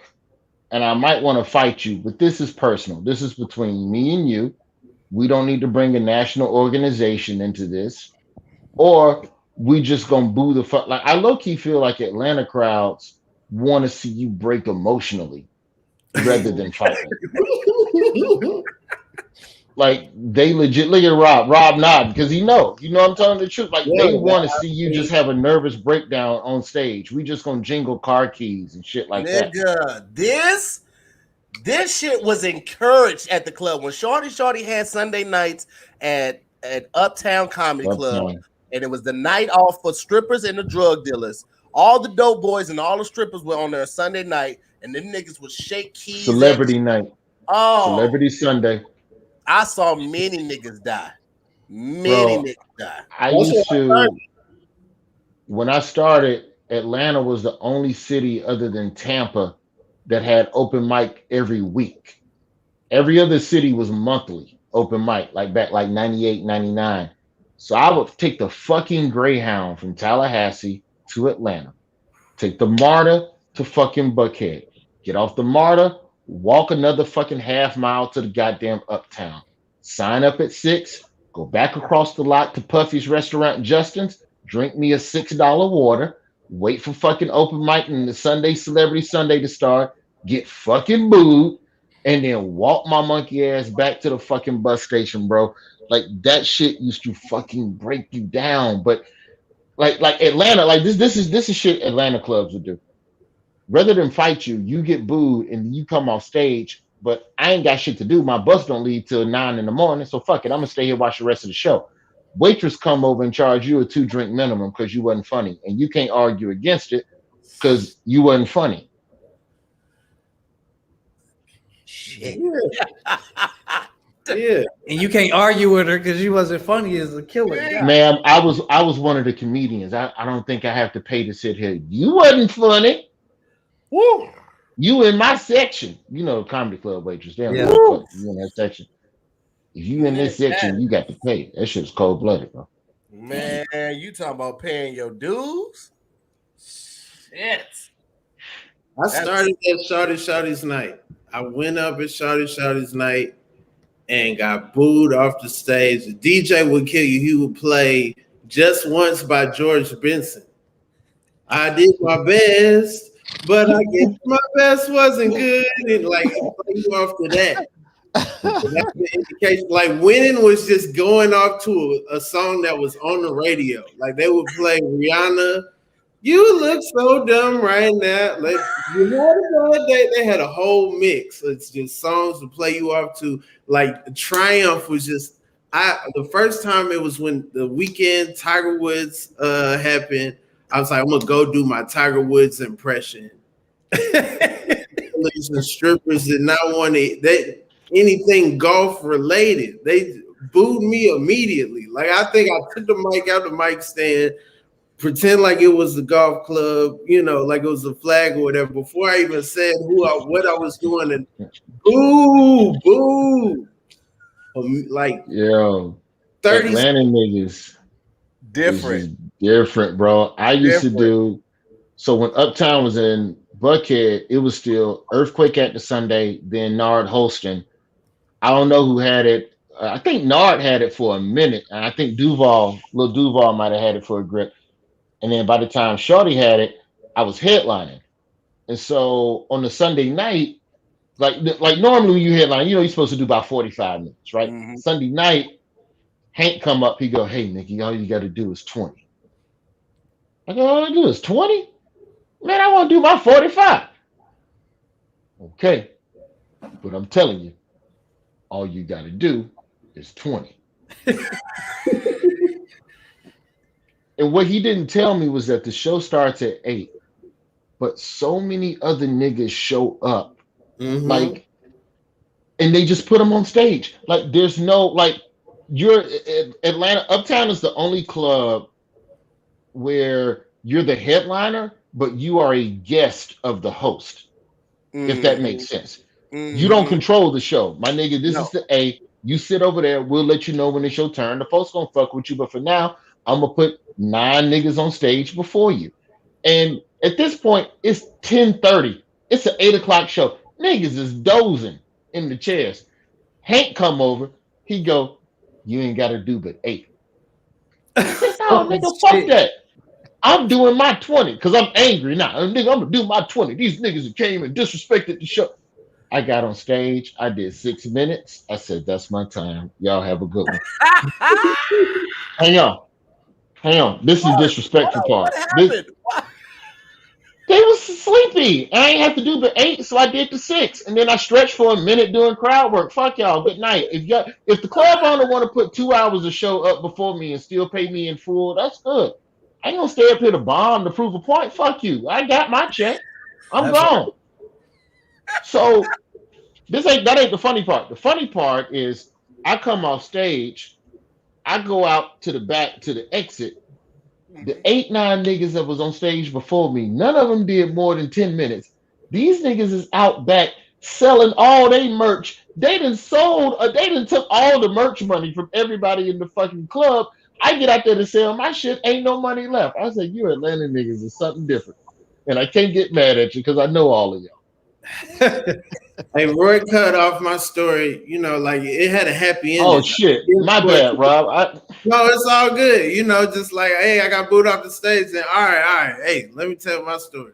I was gonna talk about how I came back and like found myself and got funny and you know it's gonna be beautiful. It's so good. No, it's it don't hit the same now. It don't hit the same. Yeah, it's not the same now.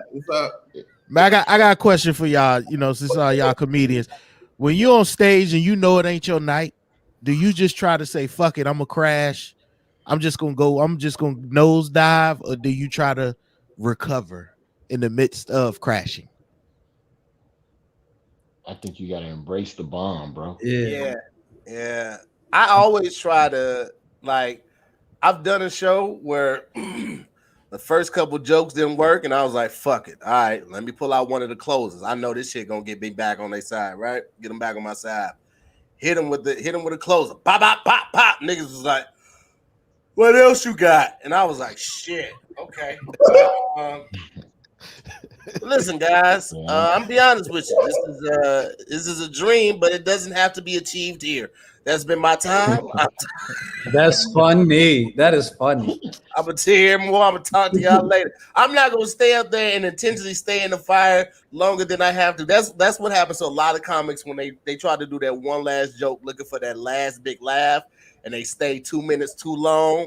And nigga, you were trying to have a fire set, but you already had a pretty good set, and now trying to get that fire set, you done went to that nigga was cool set, and I just like nigga, I will dip before that. I'd rather be missed than annoying to the crowd. So I'm good. I leave, bro. College show was my humbling one. Like when you do a college show, and like if they don't like your outfit, fuck you. If they don't like your haircut, fuck you. If they don't, like they have so many other things that like you're not, and you're standing on stage, and they told you everything that you can't say. So you're like, oh, okay. So don't talk about divorce. Don't talk about this. Don't talk about that. You're like, so don't talk about. They love poop jokes. Go. You're like, nobody's gonna introduce me. Oh, you're not gonna introduce yourself. Now you're like, well, this is gonna be fucked up. And then you just humbly, like Roy said, I grab the bag. I will go up there and I will try to wiggle my way through every fucking thing. I will do crowd work. I will jump off this stage. I will be in the crowd because at that point you got to commit. Like they know, you know. Let's not address it. Rob used to kill them colleges. Did you do day shows? How many day shows did you do, Rob? I only did 1 or 2 like day shows, like nooners. I only did 1 or 2 of those. Them colleges, man, they set you up, bro. Yeah, that's I mean, I would do, I would get a way better response getting people to pass me tater tots like blunts than like trying to do jokes. Like that was a killer at a nooner. It's like, oh, this dude, wow, That is some real shit though. I don't like colleges. The colleges though, like it's different, Pooh, because it's like you're bombing on like you doing 15 minutes on just a regular club set versus you're bombing and you're the headliner. You're 3 minutes in and you still have 42 minutes to go. I did a show. Is it Georgia State? Right? What's the one? It's not quite Macon. It ain't Georgia Mercer. No, it ain't Georgia Southern. This was a black ass school. It was a black ass school. No, it was right there near Macon. It wasn't Mercer, but it's some other ignorant nigga shit right nearby. And and I did that show. And a fight broke out 7 minutes into the show. And so security comes down. Fight ain't got nothing to do with what I'm doing. Security come down, break up the fight, take the 2 kids out. I keep doing my jokes. 10 minutes in, security let one of the people back in who was fighting. So somebody on the other side of the room started heckling her for getting her ass whooped. One of her friends who was near the heckler walks down, starts whooping his ass. I'm about 25 minutes in. I got to do 45 because if you come up short, they'll hold your check. These colleges love to fucking keep your money. That part. I've lost control of the crowd at this point. So now all I can do is commentary about the fight. I finally get these niggas back on board around about minute 36. Football team come in, basketball team come in. Apparently, these niggas ain't vibing right now. They start fighting. Whole ass melee, lights back on. It's 43 minutes in. Ask me if I stayed up to that bitch another 2 minutes. I'm not leaving the stage, dog. I'm bombing. And yes, this is terrible. But that is exactly what it is. The end of the set sound like Mean Gene. Look at all this trash in the ring. This carnage caused tonight. Cruise ships. You ever did cruise ships, Roy? No, you know what, man? No. I've heard the stories, but I never got on the boats because I had started booking colleges. And then by the time the college money was enough to kite me to get to LA until I could start making other moves. The cruise ships, man, I was always scared of doing cruise ships because you're away from everything. Like at least at a college, you can cancel one and go knock out an audition. But if you just in the ocean doing U-turns, you missing all of the goddamn bread. Everything. You're missing all of the loan money. You know what I'm saying? Well, and then you're there. So like now you perform and you're stuck with them. And then you perform again and you're stuck with them. And it's not like the norms of people. Like it ain't the people that you kick it with that's on this cruise ship. Mm-hmm. It's cruise ship people. You know what I'm saying? Where and that's a different bunch. That's Walmart on the cruise ship on the boat. I thought the cruise ships had the rules though, where you couldn't like go around the passage. I thought you niggas had to like sleep in a dungeon or some weird. So you do you sleep in these weird little quarters where again like you ain't got no windows and shit that open. You can't really talk to the guests because you know somebody done fucked that up before. Where they didn't have rules and then now they have rules because somebody went too far with a fucking guest. And if you have somebody in your cabin or you go into somebody else's cabin, you had to have a permission slip signed. And then they schedule it to where you have 7 shows. Your first shows are like early shows, and then you get a show that you can cuss, but you can't talk about politics. You can't talk about this. And meanwhile, there's somebody in the front row that's like, you kneel for my flag, I'll kneel for your chest. And you're like, I got some jokes for you. And then you can't say it. And so you're sitting there like bottled up in your fucking K-Swiss because you're like, these are the safest neutral shoes that I can wear because Jordans are, I guess, are unacceptable. And you're just like stuck with it. So now you're going to get food and they're like, yeah, I don't like cats either. You're like, what the fuck? What the fuck? Why would you? Why? And every cruise line is different too. Like I think Princess, they want you to have 2 hours of material and you can't repeat any material on like the first 3 shows. And then you can't curse on any of the family shows. And then it's only like one night where you really can let go because even the adult shows, unless it's the late night show, they still only want you to do like ass or damn and hell. That's it. It's so ridiculous. The only cruise I had fun on was the Tom Joyner cruise, nigga, because it's no holds barred, nigga. They go crazy, do cocaine on stage, have a good ass time, man.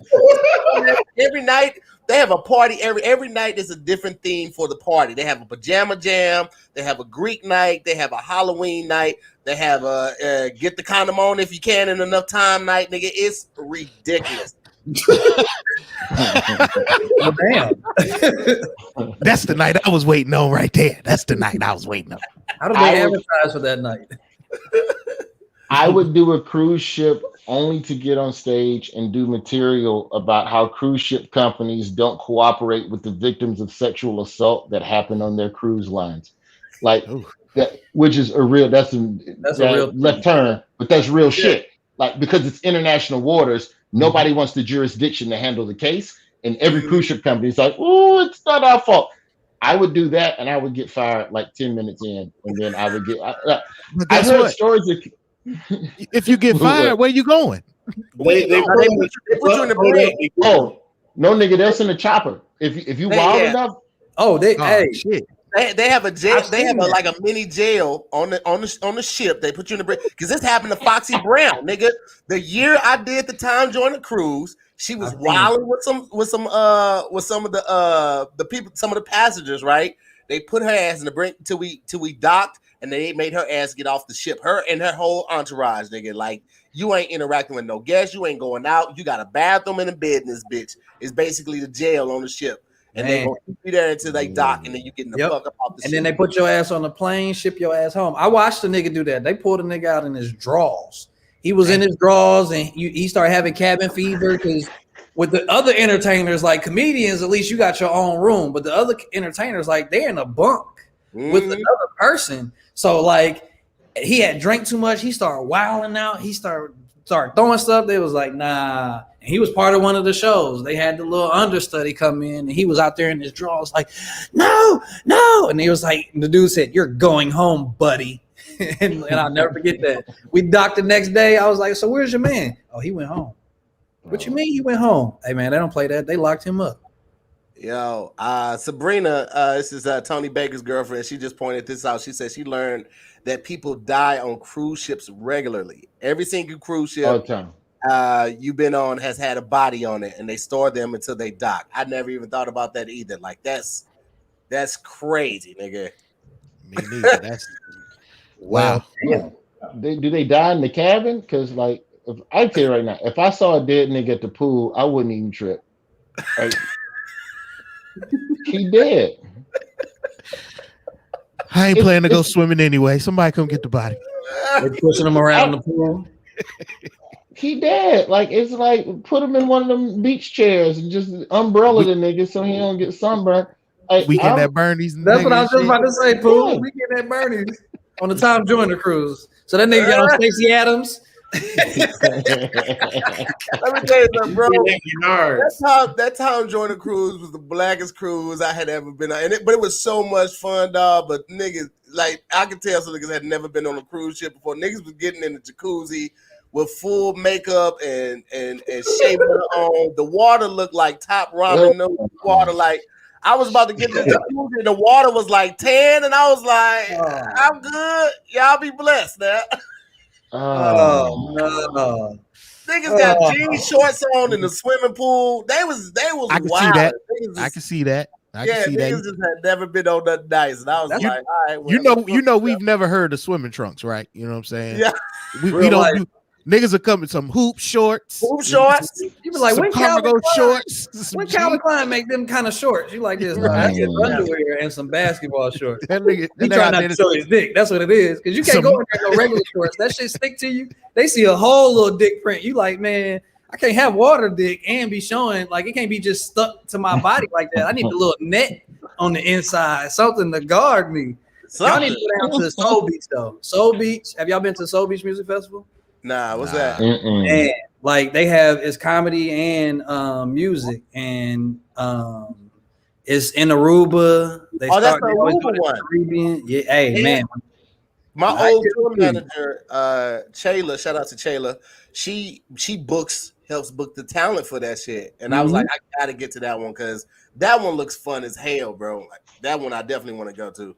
Roy, if you ever want to go entertain a group of black people that like are just having the biggest, best party ever, like perform on there, you will have a ball. Yo, when it's black people that are there to purposefully have a good time, it's a whole different vibe from the family room. That's all I'm gonna say. Oh yeah, yo, you know the one I want to do. Damon Williams was telling me about. Apparently in August, black people just take over Martha's Vineyard. Just this white ass resort ass, just niggas at Martha's Vineyard, just kicking it, just drinking wine and wearing golf shorts and all of that shit. And all white parties and just having a fucking good ass time, man. Yeah, niggas with passports. That's what it is. It's like. They come to party. They have money. They've been planning it. So they like again. It's always a white party. What is it with black people having white parties for like that is in the repertoire? Like we're gonna have a pajama jammy jam, and then we're gonna have a white party. It's like nigga, your first hug, there goes somebody's face right on your shirt. Nigga, I can't sweat in this. But I hate going to white parties where niggas decide they want to put a splash of color in because they want to be different, and half the party is trying to be different with colors. Like, nigga, this is an all white party. You know what I'm saying? Nobody said where. Then you got niggas coming there with off white and beige and shit on. Mother of pearl. It's supposed to be white, player. Like, what is that? Oh my god, man! But I gotta step out, man, real quick. I hate to leave everybody, but I'm a father, and I gotta go get this little 4-year-old ass up in the morning, man. Hey, man, do your thing. We appreciate you pulling up, Roy. Honor and respect to all of y'all, man. And then, Pooh, I gotta pull up to your podcast, man. Your man's hit me, but I lost the DM, so I gotta find. I got you. I get in touch with you. Rob, as always, and Chase, Roy, good to meet y'all, man. Man, I got likewise. this for you next time I see you. I bought this in 2016 when you went to that Mets game and had that Mets poncho. I bought this in Chicago. Never ran into you. Had this in my book bag for years. I've had this Hold for it for me, 5 man. years. Been waiting to like run into you. I'm gonna just ask you for your address. I'm gonna just get your address. No, you got to keep it, man. That's how I know. That's how I know the friendship real. Because I know All you got to have intention to see me, nigga. All right, next time I'm in New York, I'm gonna hit you. All right, done deal, man. All right, Roy, man, we're gonna catch up. All right, y'all. All right, Roy. Yeah. Pooh, tell us about the worst show, brother. If you can remember. Yeah, I had a couple. Man, okay, I remember we were in New Jersey, right? Woo. And we were opening up for Kanye West. And this is College Dropout Kanye West. Okay, first album. Yeah, first album. So we there, and it's so crazy because we knew Kanye before the album came out. And so we go to do this show, and we're on stage, and younger crowd, right? Yeah. And we're on stage, and we do like 3-4 records, and this is one of the rare shows where Ninth was DJing for us. Like he hardly DJ for us, but he was DJing this show. And all of a sudden, it's one of the little music breaks, and people just thought, we want Kanye, we want Kanye, we want Kanye. Me and Tay looked at each other. We turned around and looked. This nigga Ninth had shut his laptop down. He had closed everything. The nigga took the vinyl off the motherfucking the turntables. Like that nigga was half packed up, fam. Like they said they want Kanye, so I'm out, nigga. We like, bro, you can't do that.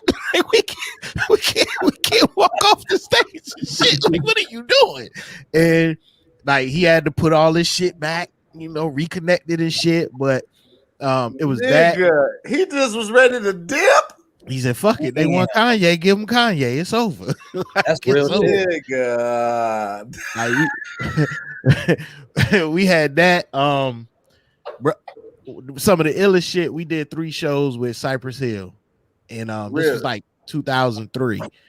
And Cypress Hill hadn't really performed in front of a lot of hip-hop crowds for a while at that point, because their music took a little turn for a while, and it was deeper to the Spanish, type of sound. And so we come out there, and we did Chicago, San Francisco, and somewhere else. Man, when I tell you the illest shit, I mean, it turned out good, but it started off shaky because you just got a whole bunch of Spanish motherfuckers just looking at you like, yo, who the fuck are y'all? And when Cypress Hill coming on stage, we don't care what none of this shit you talking about is. And it took, we had like a 45-minute set too. And it's just like you come out there and you see, off the gate, them niggas ain't fucking with. They ain't coming to fucking with you. They ain't come to see you. And we just had to keep working and keep churning and keep churning and keep churning. And probably about minute 40, they was like, all right, man, y'all was cool, man. Now get the fuck off the stage. Get the fuck off the stage. like that was some of the, it taught us a lot, but that was some of the hardest shit out, man. Just when you jumping up on stage and they ain't there for you. Nah. Like, man, they ain't there for you. Opening really does that to you. Like, nigga, they are not. And I just told my aunt that the other day was before I started doing comedy, I went to a Cedric the Entertainer special, and JJ was opening for the special. And he said, I appreciate these laughs because they're gonna edit me right out this special. So they ain't gonna even know that I was here. And you forget that, like, it's about somebody else. It's somebody else's name in the marquee. The opener is not necessarily. And trust me, I got to live that. So that's the real shit. They did not come to see you. They don't know you're here. Nah, bro, they don't. Like, they don't know. Fuck. That is the only, not the only, but that is one of the saving grace with me and Kev going back on tour, is that people have seen us in so much content together that it's not like I was opening, I was hosting or anything at the beginning. It was just like, oh, it's Tahir, you know what I'm saying? But I mean, when I was with Lavelle, nigga, I know that feeling. When I was with DL, I know that feeling. All the niggas didn't give a shit. They don't give a shit about you. They don't give a shit. Because here's the thing, that you was funny, but they ain't gonna remember your name unless you have that shit in your set. They don't give a fuck. niggas are still trying to get comfortable and shit when you up there. It's like, nigga, we still trying to get our drinks and shit, nigga, you know, make sure our seat right, you know, and you up there, you know, telling comedy or performing your little heart out, and they don't give a fuck. They don't give a shit. Bro, half of the time I was dealing with shit. They was wondering like this: is this his son? Sinbad's son. This must be his son. And so I would have to address that shit like midway because somebody, you know, again, like he got a whole range of people that's in his audience. There'll be an old Jehovah's Witness like, "Are you his son, baby? Are you his son?" You like, well, no, I thought I was a comedian telling jokes. You know what? Yes, I'm his son. Is that going to make everybody kind of? Is that going to make you laugh? Because if it'll make you laugh, I'm his son. I was like, damn. Like it y'all, just. Y'all ain't see the flyer? My name was on the flyer. Y'all ain't see it? At the bottom, if you turn it over, it didn't say taste bad. I'm just like, that's funny. That is funny, actually. Yeah. I opened for Chappelle in the Southeast, and I was feeling myself.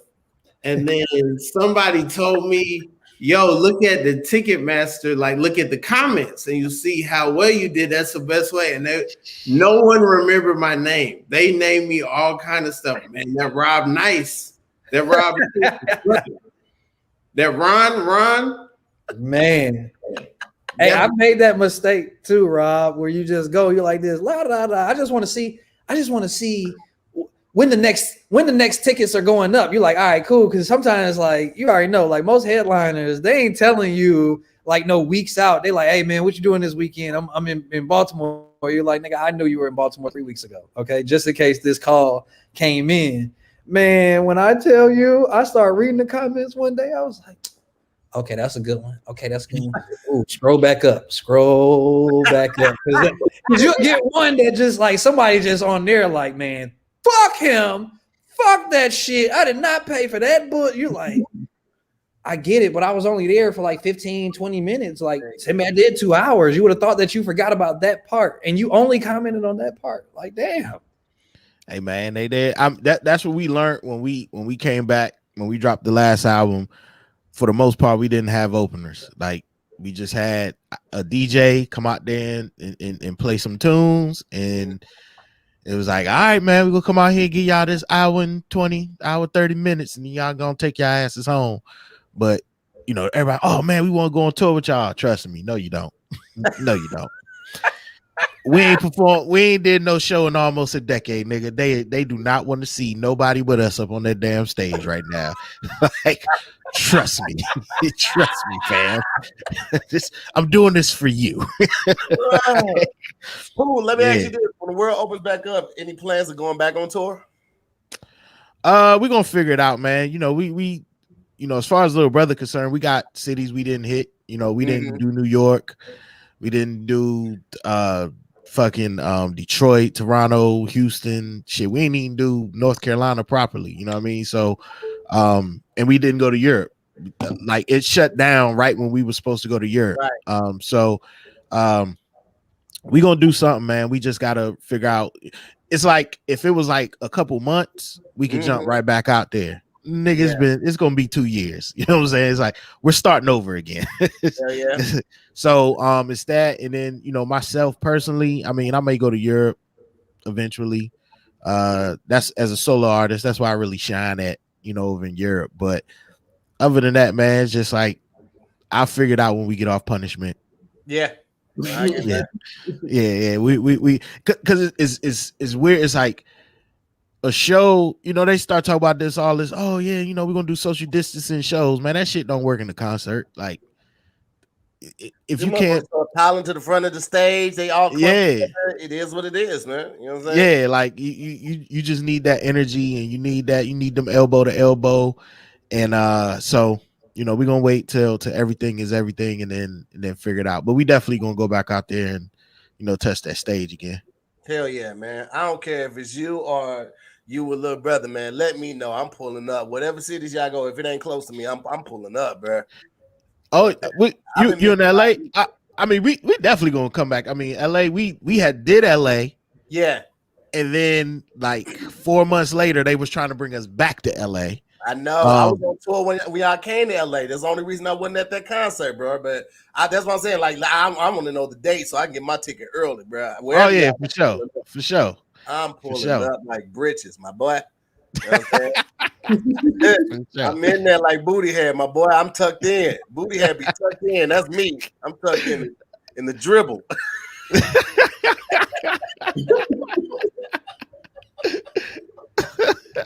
Hope y'all know. We tucked in there, baby. Yeah, man. Well, look, we about 10 minutes out, man. We're gonna get ready to start closing up and shit. So we're gonna do the close. Somebody said, what about DC? Did y'all hit DC, Pooh? Yeah, we did the Howard Theater, man. We sold that hoe out, man. Okay, then. All right, hey, let us put my flex in the back, my nigga. Yeah, hey, man, look. Hey, DC, that's the crib for me. You know, I'm from Northern Virginia, so okay. You know, I was about to fight the security guard and shit after the show. I had to, because a lot of my family was out there, and I'm trying to get them backstage. And he like, hey, bro, you got too many. I'm like, nigga, this family, bro. Right. Slide to the side, champ. We just sold this hoe out. Don't tell me I can't bring nobody backstage. Man, what's wrong with you? But we did DC, man. We did the Howard Theater. We did what else we do on the East Coast, close to DC? We did Atlanta twice. We did DC once. We did Philly, Baltimore. Yeah, we did Baltimore. That was the last show we actually did, was Baltimore. I love Baltimore. Baltimore is a good laughing city, man. They love to laugh in Baltimore. And honestly, if I did my next special, unless I had to do it here, like if I did it when the world opened up, I would probably do it in Baltimore because they just a laughing ass city. Come to laugh, they love comedy, bro.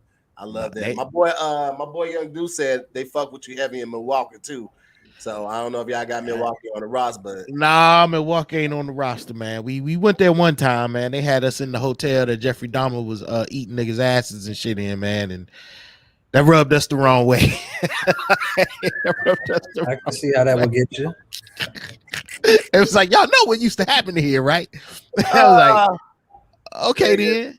I get it. One or two rooms. It's not the whole hotel. You know what I'm saying?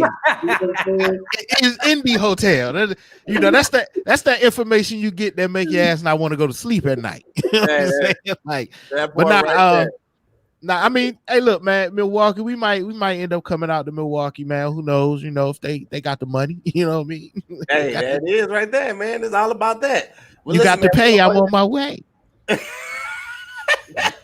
So we're gonna do this wrap up real quick, man. We're gonna go Rob, then we go Chase, and then we go Big Pooh, man, and then we're gonna sign up out this thing and let everybody handle their business for the rest of the night. So Rob, you ready? Yeah. Yo, thank you Tahir for having me back on Zoom with the homies. You know, so many great guests. Like, I'm big fan of Big Pooh, big fan of Little Brother. Big fan of Chase, of course. Roy is like a mentor. So this was super dope. I'm gonna be in Boston on April 30th to May 1st. First time doing like some shows on the road in a minute, in over a year. So if you're in the Boston area, please come through to those. Also, shout out to Taking the Stage, LeBaron, Jose Martinez, Young Deuces, Miss Makiba, Shanika, Nika P, Kim Younger, and Lamine Diallo for the Cash Apps. Appreciate that. There it is. All right, Young Chase, what you got for the people, bro? I want everybody literally to go check out Bigger. If y'all haven't watched the first season, the second season comes out tomorrow, and when I tell you, you will not be disappointed. I'm not just saying that because I'm on the show. It's actually one of my favorite shows to watch. So please, like, really, and tell all your friends, tell everybody, just so you know we can complete more stories with season 3 because y'all love. And y'all can go show me love at Chase Comedy on all social medias. Tahir, man, brother, I appreciate this, man, more than you know, man. You already know. Oh yeah. You family in real life, so I ain't even got to explain it. Rob, same. Appreciate it. Big Pooh, like, bro, this is a pleasure, honor. I mean, I love y'all city. I come down there, I rock. Just again, being from Atlanta, it just feels like you at home. So you know, I fuck with y'all whole movement. And Roy, again, man, you can't help but be a fan of Roy. So I appreciate even the lineup that I was on today, and Yeah, I want to give a shout out to Nicole, Martha, Shanika, Young Deuces, Jose, LeBaron, Candy, and Taking the Stage for the love that y'all showed. For everybody else that didn't show no love, y'all can use those funds to get BET Plus. Nice. Big Pooh, what you got for the people, bro? Man, first, thank you again to here, man. This is always fun. You know what I'm saying? Zooming with the homies. Shout out to Rob, shout out to Chase, shout out to Roy, man. Thank y'all. This was dope. Shout out to people in the chat. Couldn't catch all the comments. Y'all can catch me, Rapper Big Pooh on Twitter and Instagram. If somebody's Facebooking you, that is not me. I do not have Facebook. I will be performing in my living room from April 22nd until who knows when. So y'all won't catch me there. Shout out to Brianna Oden, Taking the Stage, Candy Carver, LeBaron, A Young Deuces, Jose Martinez, Shanika Hamlet, and Kendrick for all of the Cash App love. You are appreciated. I'm going to do something real with your money, and that's go on Amazon Prime and order shit. So I appreciate you very much. There it is, man. Well, listen, I want to thank all my guests for coming in. Obviously, Rob Hayes, Rapper Big Pooh, Chase, Roy Wood Jr., man. It's been a fantastic show. We got another show tomorrow. It's going to be great. You see the flyer when you see the flyer because I actually still got to make it.